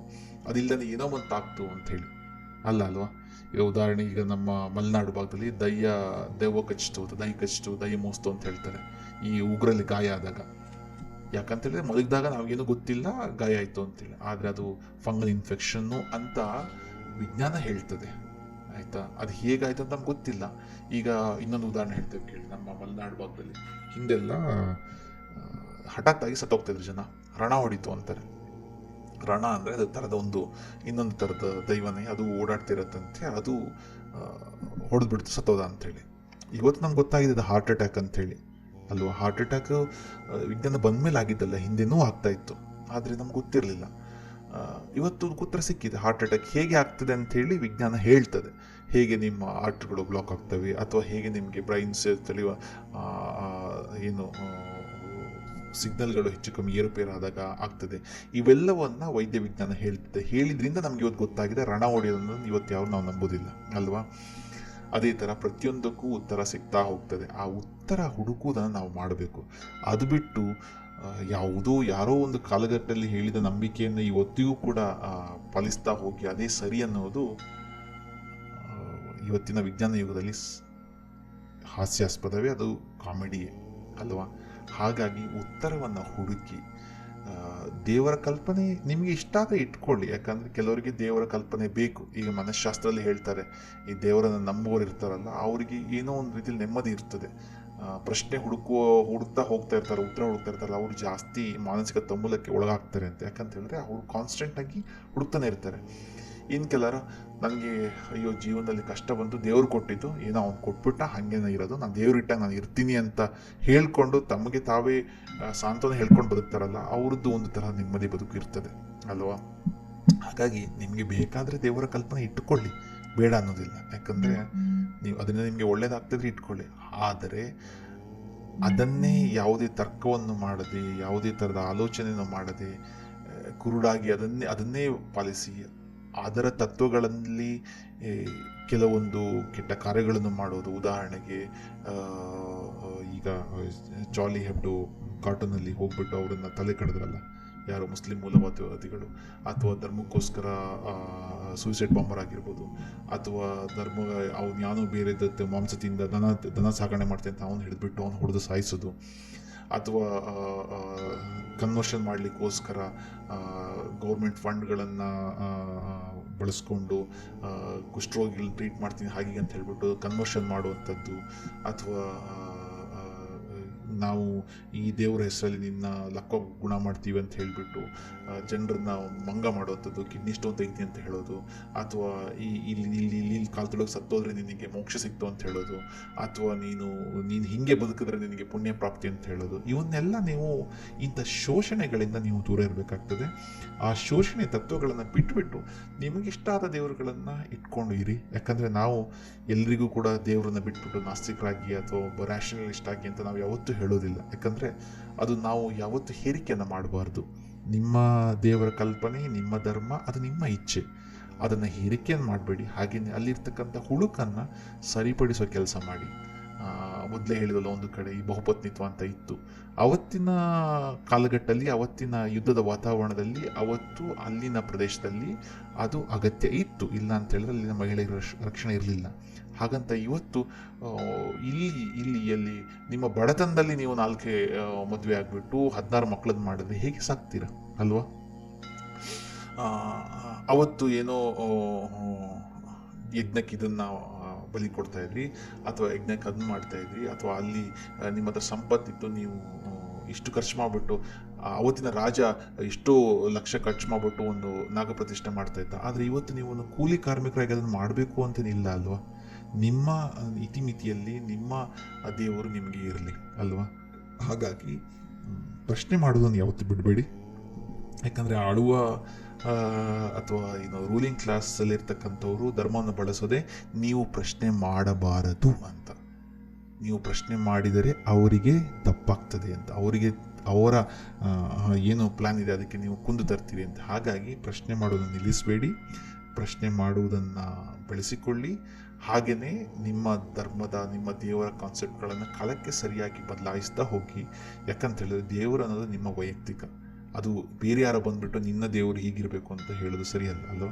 ನಿಮ್ಮ ವೈಯಕ್ತಿಕ ದೇವರನ್ನು ನಿಮ್ಗೆ ಇಷ್ಟಪಟ್ಟಂಗೆ ಇಡಿ, ಅಥವಾ ನೀವು ದೇವರನ್ನು ನಮ್ಮದೇ ನಮ್ಮ ಥರನೂ ಇರಿ, ಪರವಾಗಿಲ್ಲ. ಯಾಕಂದರೆ ನಾವು ಇವೆಲ್ಲವನ್ನು ಓದಿ, ಇವೆಲ್ಲವನ್ನು ನೋಡಿ, ಇವೆಲ್ಲವನ್ನು ಅರಿತ ಮೇಲೆ ನಮಗೆ ಬೇರೆ ಥರದ ಅರಿವಾಗಿದೆ.